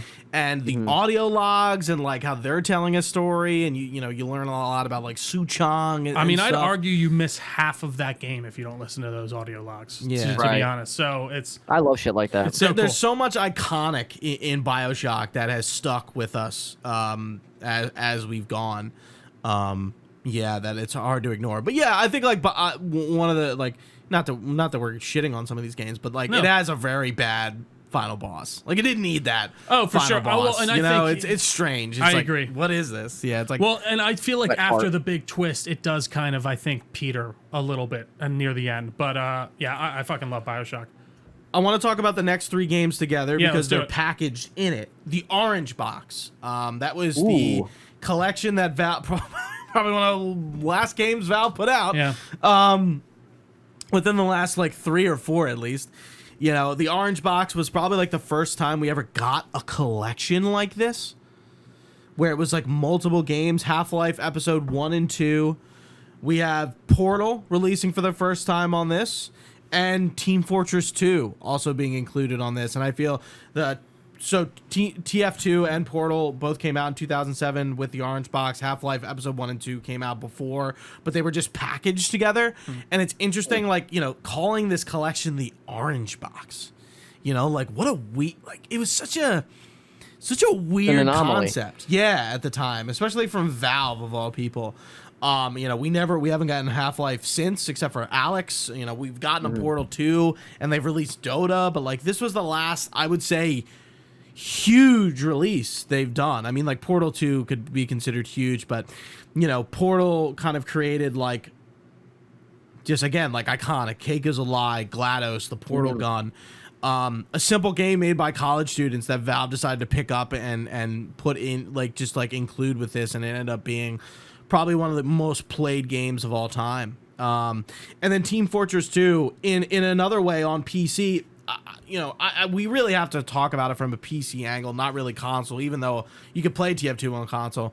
TF2 on PC was like in a way, it still is this like weird niche realm where, you know, the game is it's pretty much built upon the community made maps and these hats and the trading and the guns they added.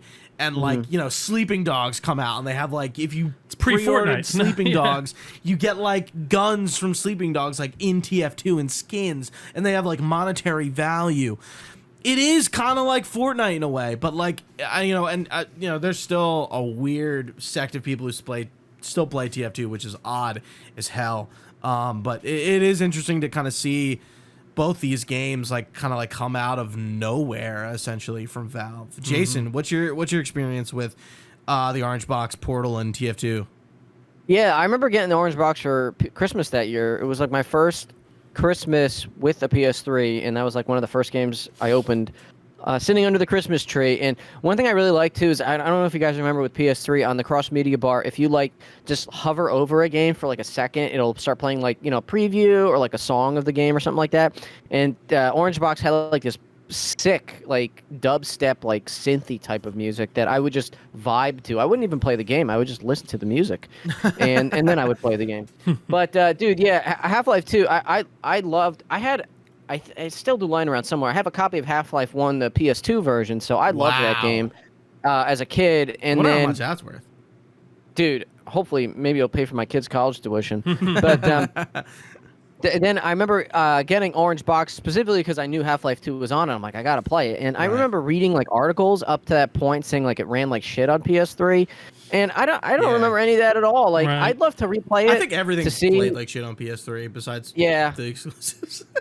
But yeah, definitely. But it's just I thought it was fine. I really liked Portal a lot. I still do. But yeah, Half-Life 2 is really the star of the Orange Box for me, which I thought it's still one of my favorite games ever. That's one of the reasons I've been considering even just buying a Steam Deck just to like play, you know, Half-Life 1 and 2 again, because it's been like decades since I played those games. Yeah. I never really touched Team Fortress 2 though. That game was kind of DOA. Same. I heard I remember playing it. Yes. Yeah, on console. I mean. Yeah.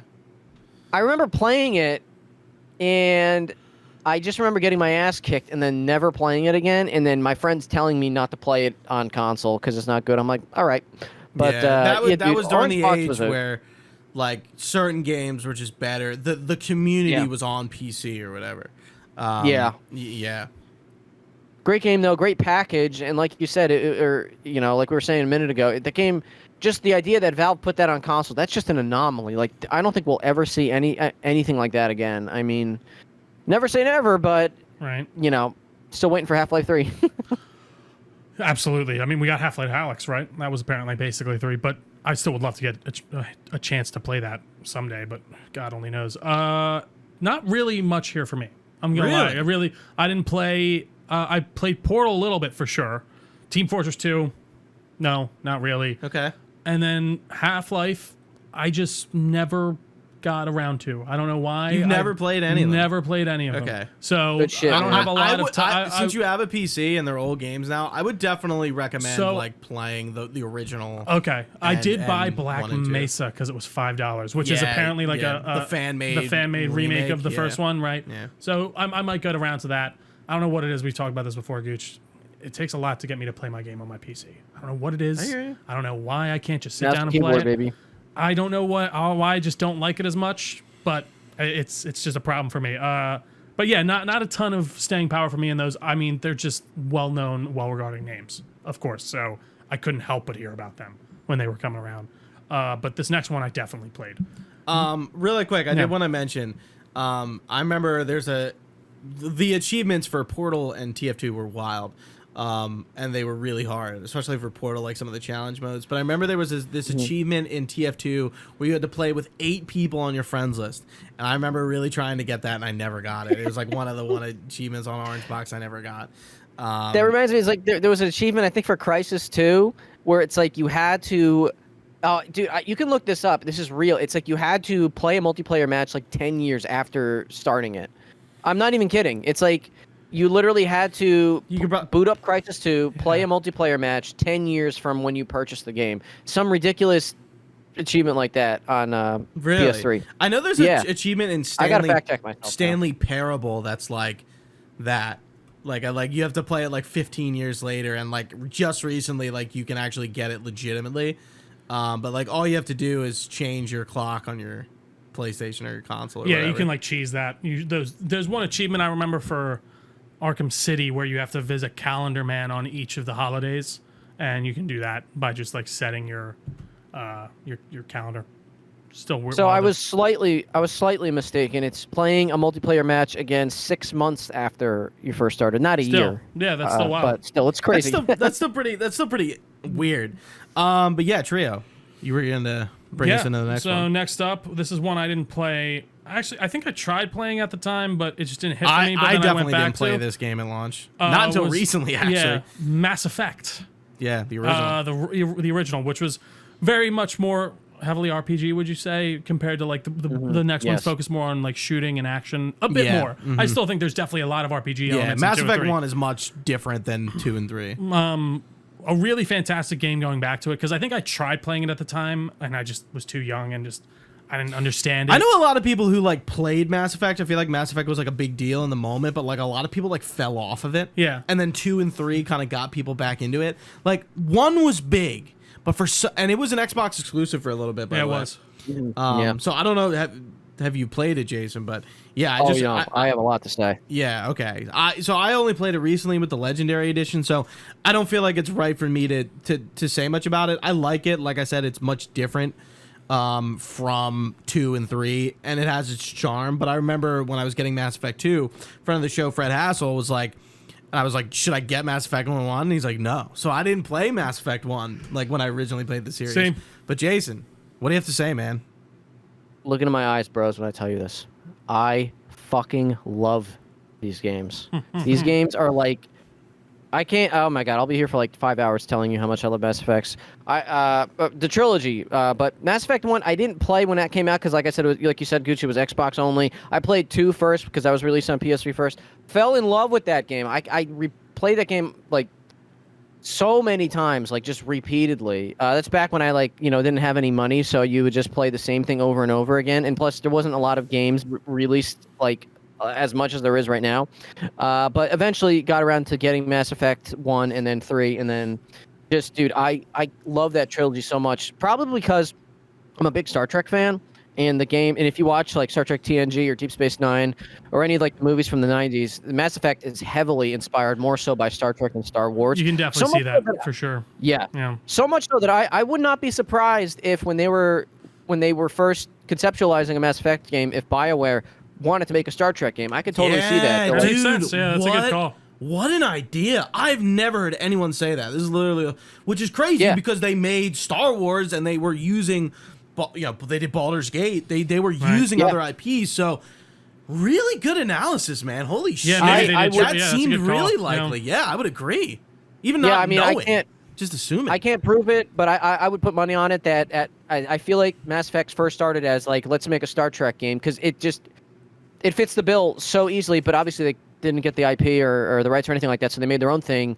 But yeah, dude, I love Mass Effect. I love the trilogy. I am a stone cold Tallymancer. Tally all the way. Hell yeah. You fucking tallywhackers. You crazy fucks. Let's go. But you can't romance her in one, so you don't romance anyone. Because dude, and I played the Legendary Edition. What was it, last year? A year ago when it came out? I played it recently too. It was like 2021. It was still like COVID when that came out. Really? Yeah, it was 2021. Maybe it's time for a replay. Oh, it's time for a replay. Dude, I then. played all 3 of them too recently. I think during that. Oh god, they still love them. Yeah. So good. But yeah, you're right, Trio. I think you said it's like Mass Effect 1 was definitely more RPG friendly. more time spending in the menu specking things versus 2 and 3, where it's just way more run and gun, less so of an RPG element. But that never really bothered me. No, no. I do think the ending for 3 was absolute dog shit. But it's whatever. I like the ending for 3. I'm a very. I remember playing. I had this conversation with Gooch. I played it, all 3 of these, like I said. We brought like this up a year or 2 ago, and then I podcast. finished it up, and I was like, "Hey, you know what? I finished all 3 games, and I did the synthetic ending, whatever. I had fun. I thought it was good. I don't care." And then Gooch whips out the whole indoctrination theory and is like, "No, that's why this is wrong." Dude. And I'm like, "You just made me hate it again because I hate you." I remember the whole conversation about it too and stuff like that. Oh my god, what a time! Dude, That's so I am funny. right there with you, bro. I'm watching Alex Jones conspiracy theories videos and indoctrination video theories, man. Dude, I really thought that was the case. Yeah, I was convinced. 100%. Before that they had that extra extended ending that they released after Mass Effect came out. Citadel DLC, yeah, that added Something all like stuff. that. Yeah, I really thought that was the case. I'm like, oh, okay, so we figured it out. They're gonna make Mass Effect 4 now and continuous blah blah blah blah, which didn't happen. Maybe that's happening now. There's a new Mass Effect game coming out. Yeah. But who knows? But all that to say, absolutely love Mass Effect 1. Two is my favorite. It's the Empire Strikes Back of that trilogy, in my opinion. But I agree. Absolutely lovely games, and I'm gonna definitely replay these now. Love it. Next up is definitely, like I said before, one of my favorite games. One of my game developing, like a game that developed my gaming senses in a lot of ways, and my likes and dislikes for games is Assassin's Creed. Really back when I feel like they were kind of experimenting with some IPs. Interesting idea of you're this guy from the future who's experiencing your ancestors' memories and you're part of this secret organization. There's so many interesting and cool aspects about Assassin's Creed that I thoroughly enjoy and that, get expanded upon in later games. And, now Assassin's Creed has become somewhat of a different beast in many different ways. Just interrupt you real quick. It's funny that Call of Duty and Assassin's Creed kind of went the way of, hate. They're storied series that are annualized and there's a lot of vehement dislike for both of them, but then but they're money makers. They sell so and well. they started in the same year. Well, I mean Call of Duty technically not, but in its modernity, yes. Interesting thought. I never realized that until I totally agree. That is an interesting point. But yeah, I don't know. I can't really go much more beyond what I've kind of already said. It's one of my favorite games of all times. It's inspired my likes and dislikes of video games, and it's definitely a game of the time when it comes to gameplay. But I think surprisingly, it holds up very well. Going back to it when I played it during the pandemic, Assassin's Creed 1. Definitely not as flowy as the later ones. You can just counter and kill everyone immediately. But I fucking love that game. What about you, Jason? What do you think? Any you know Assassin's what, man? Creed? I never played Assassin's Creed. I played Assassin's Creed 2. I thought that was good, but I never got around to playing the first one. I don't know why.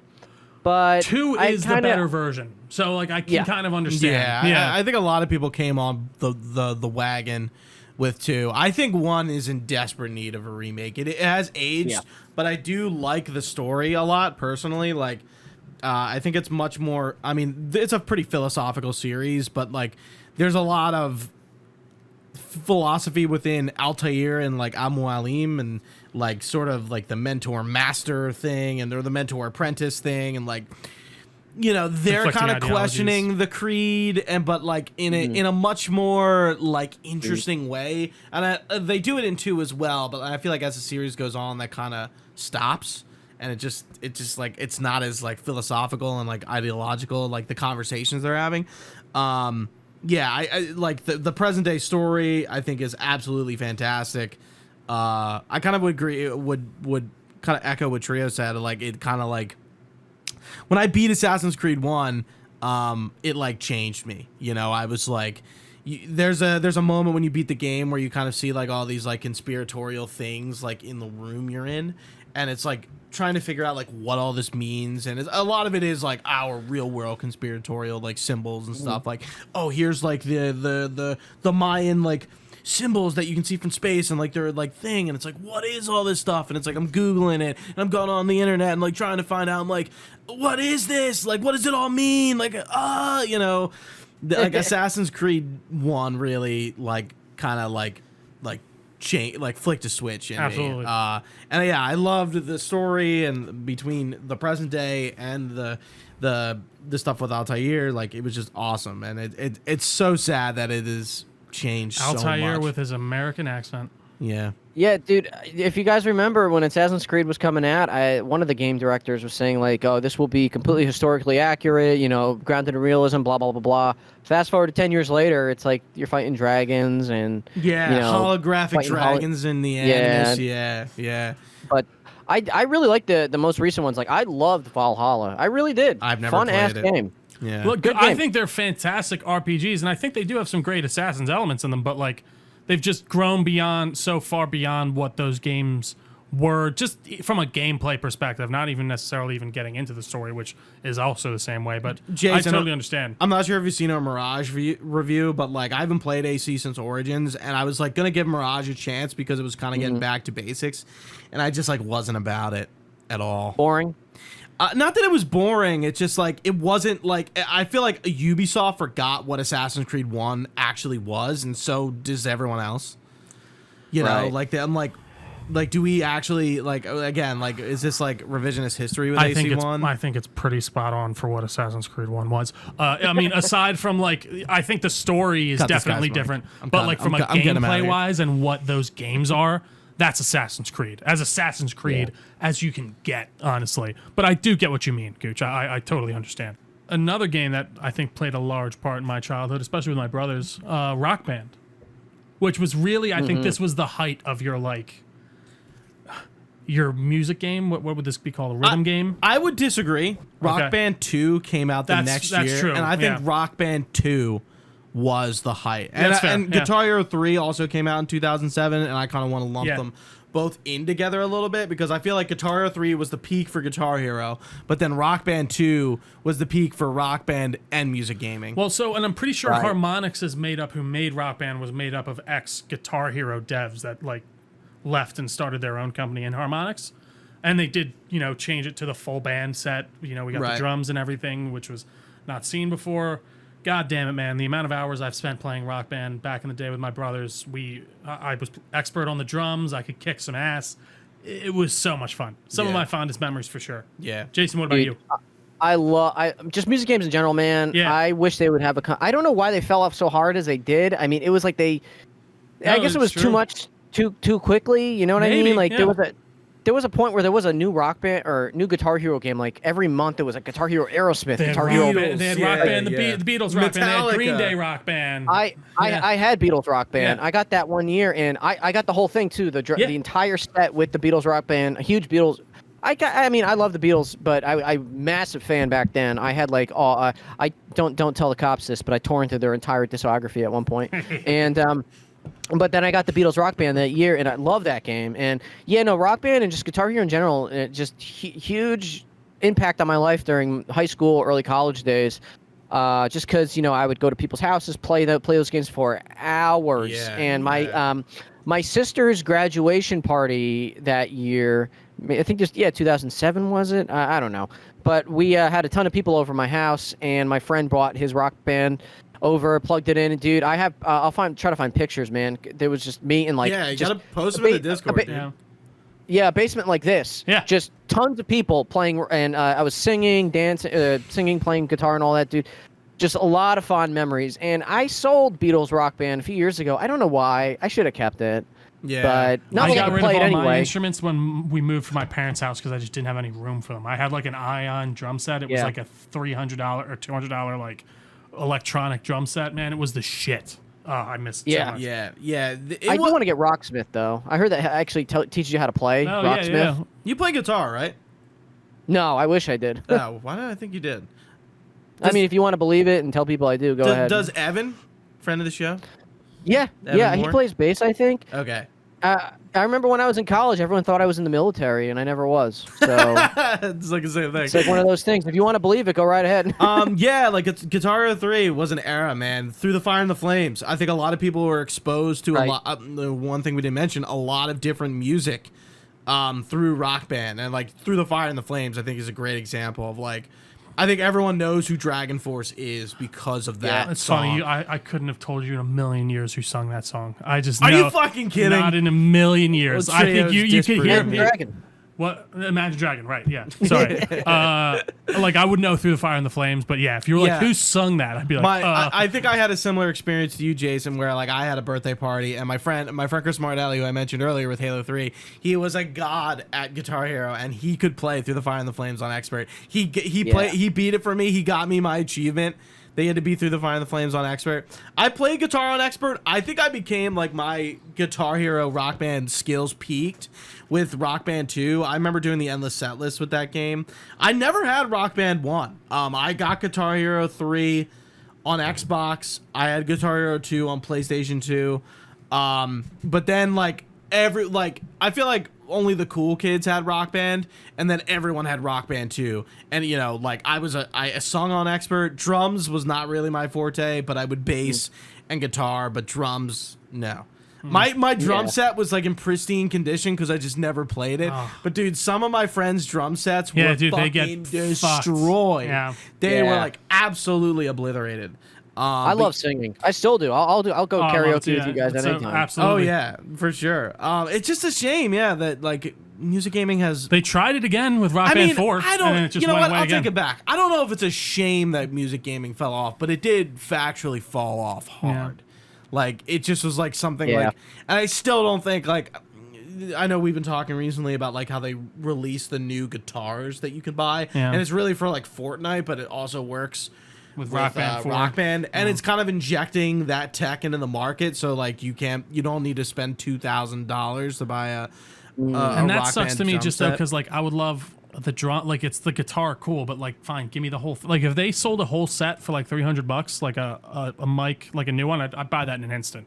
But like I got the guitar and I sent it back because it's like cool, I have the guitar, but like, what is one person gonna play guitar the whole time? Like and like it ruins the whole. Like I can't play this with a group of people, so it kind of ruins it. So yeah, it's a weird little in between place for sure. Jason, can you take our next Yo. one? What is it?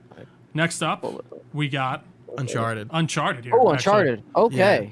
Great movie. No, I'm kidding. But yeah, dude, Uncharted, man. This was the game that I was happy to show people that I had a PS3 because I was the first one in my friends group that got a PS3. And funny story, by the way, like obviously we know when PS3 came out in 2006, year prior to this, what we're talking about, it was $599 US, exorbitant amount of money.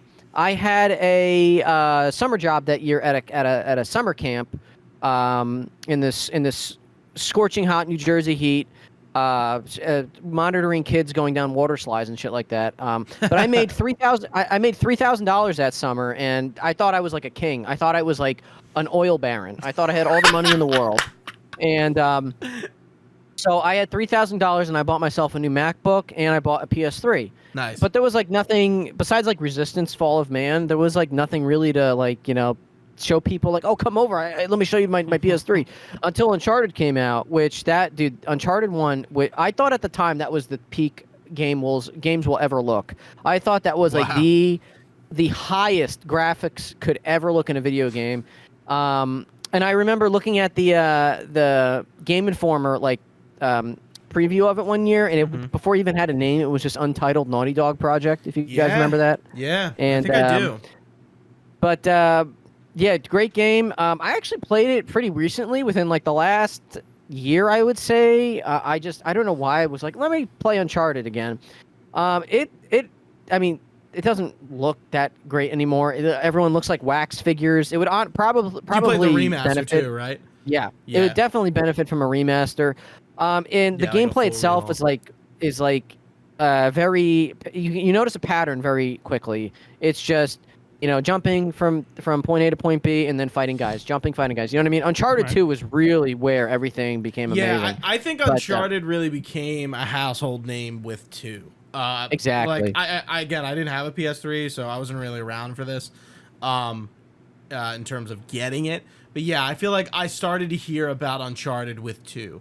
But obviously, like, Naughty Dog took a huge turn in what they were making when they released Uncharted. I think that started them on the path we're currently on, which is a very strange thought. Like, no more Jack and Daxter, no more Crash. It's just real photorealistic games. Uncharted would give way to Last of Us, and whatever's next for Naughty Dog is I think a pretty interesting topic to talk about. I want something new. I mean, I do too. I think, I don't think, I hope Part 3 isn't their next game. It absolutely is. You think? They would have said it's not. The guy, probably because of the HBO show. They have multiple titles being made. There was an interview with Neil Druckmann where he's like, well, I can't really say. Well, if it wasn't, you would say it wasn't. So I don't know what. The answer would be no. So it's their next game. I would bet $100 on that, honestly. Okay. Yeah, I'm not sure. Trilogy. I'm not gonna say it's not being made or it's not a thing. That would be fucking ridiculous. No, I mean, they've said it's being made. I'm pretty confident. They've said that they're working on it. Yeah, and I'm curious how factions put them back. That being canned, which is crazy. Yeah. That's insane. Who would? Whatever. Right. It's like just from such a story dev, like for PlayStation to be like, no, like I think also tacking on, which again, this is very of the time, especially when Uncharted 2 came out, tacking on multiplayers modes to games kind of killed them. Because like they, I think a lot of people liked Uncharted 2 and 3's multiplayer in a way, but like they were never anything crazy. Bioshock 2 was that like was another just one. the time. Assassin's Creed Brotherhood had a multiplayer, which I actually really enjoyed that Assassin's Creed multiplayer back in the day. But yeah, that was the current thing. Like, give a single player game a multiplayer. And they did it with Last of Us, and factions kind of took off, and then they kind of were like, I guess we're gonna do it again, and no, and it seemed to be like they're not a multiplayer studio. They don't know how to make a full multiplayer sweet game, and I think that's clearly what happened. But yeah, we are getting off a tad off topic, but yeah. It's interesting to see how far Naughty Dog has come since Uncharted 1. Yeah, Uncharted 1 really kicked off the serious Naughty Dog era that we know now. I mean, Uncharted 1 wasn't really that serious anyway, but photorealism, photorealism, even though now, like I said, everyone in that game looks like a wax figure. But great game, shit movie. Trio? Not much to say. On Uncharted. Oh yeah. No, I played it recently. It was fine, but I didn't really. I didn't play it at the time, and not much to stick out for that one for me, to be honest, personally. Well, what about our next game? Next up, another one that I didn't play at all. Crackdown. But you added this one, didn't you? Yeah, it was just on because it was just a big I didn't game. play Crackdown at all either. But you know what Crackdown had? The Halo 3 beta, and that made it popular. Oh, that's how they get you. Yeah, no, I think I think a lot of people do like Crackdown. We'll be very quick with this, but a lot of people got it for that Halo 3 beta. And then Crackdown, I think just coasted as like a weird Xbox IP that 3's terrible, and I heard 2 was all right, but I've never played Crackdown. I know nothing about it. Me neither. I remember playing at a friend's house, and just, it's like GTA on roids. Like, you literally just run up buildings, jump off of them, and I remember my friend taking a street. You could take like the bulb of like a street light and like throw it around like a soccer ball. It was like really strange. I'm like, what is this? But I never had, like I said, I didn't have a 360 when I was younger, and I never really played Crackdown. Same thing with the next game too. But next up, Super Mario Galaxy, which Crisis. Oh, Crisis, right? I'm sorry. Another one. Again, these are games I didn't put these on there necessarily because I was playing them. Crisis. I just remember people Crisis playing was them the now, meme. Yeah. Can it play Crisis? Yeah. Remember that? Like where and it was a PC exclusive, and it was like one of the best looking games ever, and it became a meme of like, can your thing run Crisis? That's funny because that was like the litmus test of things. But yeah, I've Crisis is a series I probably should play, but I never did.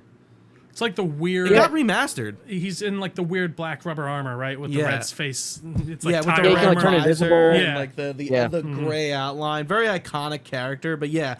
I was like, some of these I was like, did Trio play these? Like, I didn't know because I'm like, it makes sense why they're on here. Yeah, I just went through and kind of put down the biggest games, I suppose. But next up, Super Mario Galaxy, which I played more Sunshine, was my time. But This is the only Nintendo one on here. Which is yeah, funny. that is so funny. But yeah, not a ton of experience with Galaxy. What about you guys? Jason? Yeah, I didn't play it when it came out because I didn't have a Wii. But I played it recently within the last few years because it was released on like that Mario triple pack on Switch, those Mario All Stars. fuckers, yeah. That was like a limited digital release thing. It had Sunshine, Mario 64, and Galaxy. And dude, Galaxy's awesome. It really is. Like I always hear great things. I feel like it was like I didn't have a Wii, but like I played it at Chris Connor's house a ton when I was kids, friend of the show. And I just felt like it was like really different, and I feel like it really made an impact. Like a lot of people talked about Super Mario Galaxy. I feel like bringing Mario into the 3D space in like a really different way than like 64 did. And like, you know, like walking across the planet and like just the way Mario moved and like in 3D space, but like in like a 4D kind of way. I don't know. It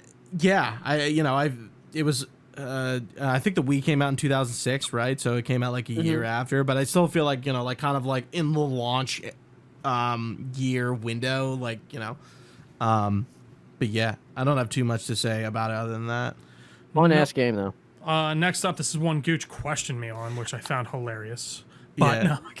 no, was Lego Star Wars: The Complete Saga.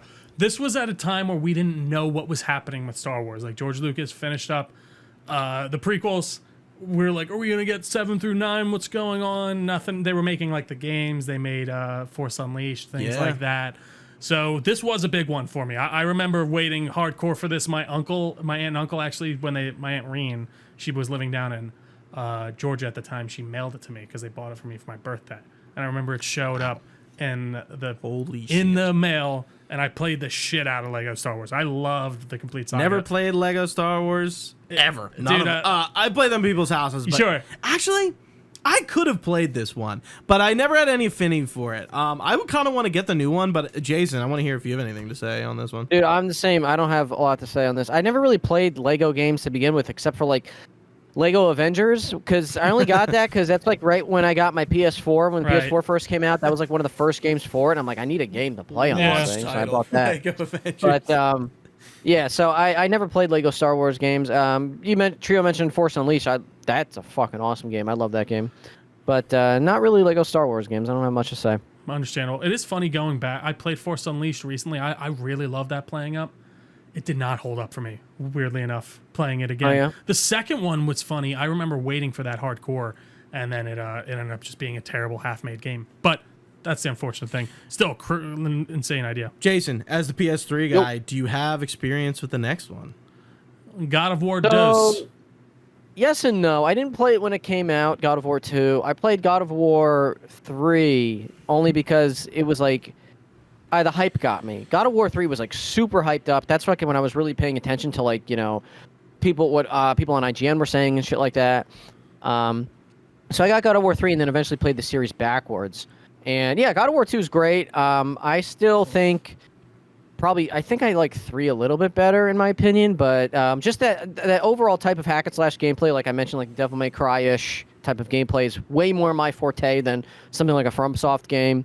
But oh, sorry, I got distracted. There's like a huge centipede over there I got to kill in a minute. Anyway, God of War 2, great game. I loved old, constantly mad, raging Kratos. I want to get around to playing the original trilogy. I played the first one when I was a kid, but like I never played the others. So it's especially now that like the new ones are out. I would like to go back and play all those, even like maybe like Ghost of Sparta, the PSP games, if they ever come to the PlayStation, like Daxter is, and like some of those other. And the thing too is like everyone's always like, oh, the original trilogy, there's no depth to it. Kratos is just angry, blah blah. It's like if you actually pay attention, there's a lot of depth to it. It's like, yeah, of course he's angry because his whole fucking family got killed. Wouldn't you be angry? And it's like, if you just pay attention to it, there's way more there than any superficial thing like a game journalist would tell you on IGN. It's a really good trilogy. Yeah, next up we have World of Warcraft, The Burning Crusade. I'm probably the only one who has experience with this, unless Jason has some MMO knowledge that I didn't know about. I'm not a nerd. WoW's first expansion, man. Pretty iconic stuff. WoW at its peak. Kind of the big thing with the Burning Crusade is you were going to another planet and another world, so everything was like super alien, super different looking from what Blizzard did with their first outing. I think WoW kind of peaks with the third expansion, Wrath of the Lich King, but like the Burning Crusade, WoW is still in its prime. And I like noticed, I was like, oh wow, I would have totally like skimmed over the Burning Crusade. I think I got in like probably like again like 2008. Like I probably didn't get it in 2007. But yeah, one I definitely wanted to add, just like sort of the next two, Tomb Raider Anniversary. Do you guys play that? Not at all. I was like, I'm confident these guys didn't play this one. But Tomb Raider Anniversary is like Crystal Dynamics' crack at Tomb Raider for the first time. So they're still in the middle of their original trilogy. Like, you know, like the 2013 Rise and Shadow is not Crystal Dynamics' first bet. It's this Xbox 360, PS3 gen era of Tomb Raider that like I don't really think a lot of people played. Not very popular. Like, to be honest, I think like Lara Croft was sort of like on the DL at that time. Yeah. But Anniversary is a remaster of the first game, but they also like recontextualize it into their series. So it's like a new iteration, but it's like the story of the first game, but it's like a sequel to the first Legend game they made, if that makes any sense. Yeah. And then Crisis Core Final Fantasy VII. You know, we're in the middle of, you know, we got this game remade last year, and then we have Final Fantasy VII Remake and Rebirth. But Final Fantasy VII was so popular that Square decided to essentially make other games and stuff within the 7 universe. So we have Crisis Core, Dirge of Cerberus, and Advent Children, the movie. And Crisis Core was like a prequel with Zack. We're getting to know him as a character, leads up into 7. And yeah, it was an iconic PSP title at the time. Jason, have you played Ratchet and Clank Future Tools of Destruction or no? No, I never really got into Ratchet and Clank, which I don't know why. It kind of, I feel like I'd like it because I loved, like, you know, I mentioned Mario Galaxy, great 3D platformer game. I loved the original Rayman trilogy, 1, 2, and 3, like especially Rayman 2. Oh, that game is, I could talk about that game for hours. So I feel like Ratchet and Clank would be kind of up my alley because it's a similar 3D, you know, cartoony platformer, I guess. I just never got around to it. Yeah, I feel like never say never. I wanted to include this because I feel like a lot of people, like, this was a good game. It was well reviewed for the most part, like pretty well reviewed. But like Ratchet was like falling off as an IP at this time. Like those future games, like they didn't have the height that they did with the PS2 era, and then again like they did with like the remake when that one got remade and then we got ripped apart. Like Ratchet was sort of on a slump with Insomniac, but you know, a great game nonetheless. And then our last one, Trio. Little Skate. Finishing off here. I feel like this one, I played a good amount at the time, of course, but I just feel like it's still that thing that's perpetuated in the zeitgeist in a weird way. Yeah. You know I never played Skate. I was never really, I played Tony Hawk plenty at my friend's house, but I guess I played Skate too. I played the last one. I was not like a skateboarding game guy, but like Trio said, like Skate is just like, it's in the zeitgeist. I don't know with you, Jason, and your friends, but. Yeah. No, I really like Skate. I'm not a skateboarder in any stretch of the imagination. I'd probably fall, you know, right on my ass. But I loved the Tony Hawk games growing up, and because of that, I like at the time Skate came out, there wasn't like any new Tony Hawk games that I was aware of. So I was like, ooh, a new skateboarding game, and it was a little different because you had to use like the joystick to actually, you know, do the ollies and whatever, and it just felt way more realistic than Tony Hawk did, which was much more arcadey. Yeah. But yeah, I like Skate a lot. It was the only one. I'm pretty sure I have it too, like on PS3, and that was the only one I played. I never played the sequel, and but yeah, no, I have fond memories of Skate. It was a lot of fun, good party game to pass the controller back and forth, and so you can like hit the freaking 900 whatever. But that's it. That is it. That is all for the year of 2007. All she wrote. What's good about doing this podcast, sort of not as a panel, we probably we would have had to cut so many games out of this list to do it within like 45 minutes, and we probably wouldn't have been able to talk at super length about them like we did. So it's cool that, you know, we could kind of do this differently than we would have done it at the panel, because I still, you know, I don't want to. It's not like I want to do this for every year of gaming, but like, you know, after 2023, it was like the idea that like, yeah, like, are we gonna 10 years from now in the 2030s gonna look back at like 2023 and be like, what a year, you know? Right. It's gonna be interesting, and I think we will. Yeah. It seemed like it was like, you know, I think in the moment we be were. one of those Even like years. I mean, it's just there's so many games last year. Yeah. An insane amount. But yeah, I agree, Gooch. It's a time to be alive, if you will. yeah. Anything else, gentlemen? I think that's it. No, man. Awesome. Just keep on gaming. Yeah. Absolutely. Jason, thanks for coming on and doing this with us. We Yeah. like we said at the top, next time in person, you know, for Yeah, sure. for Hopefully we real. can plan it out a little further and kind of. I'm just gonna appear at your house one of these days, just randomly, be like, Exactly. "Hey, let's record." Let's go. Time to go. Yep. Thanks. Thanks for having me, guys. I had a lot of fun, and I would love to do this again. Definitely in Absolutely, person. my friend. Thank you for being here. Virtually, we appreciate you very much. But that does it here for us today at the Delco Nerd Network. Thank you all for watching with us live on twitch.tv. Oh, well, not today, but you can watch with us live on twitch.tv/Delco Nerd Network. You can find this podcast anywhere podcasts are found. Just search Delco Nerd Network on your favorite platform of choice. We're on all the favorite social media pages as well. We got a Facebook page, a Discord channel. We're at Delco Nerds on basically everything with an @ sign.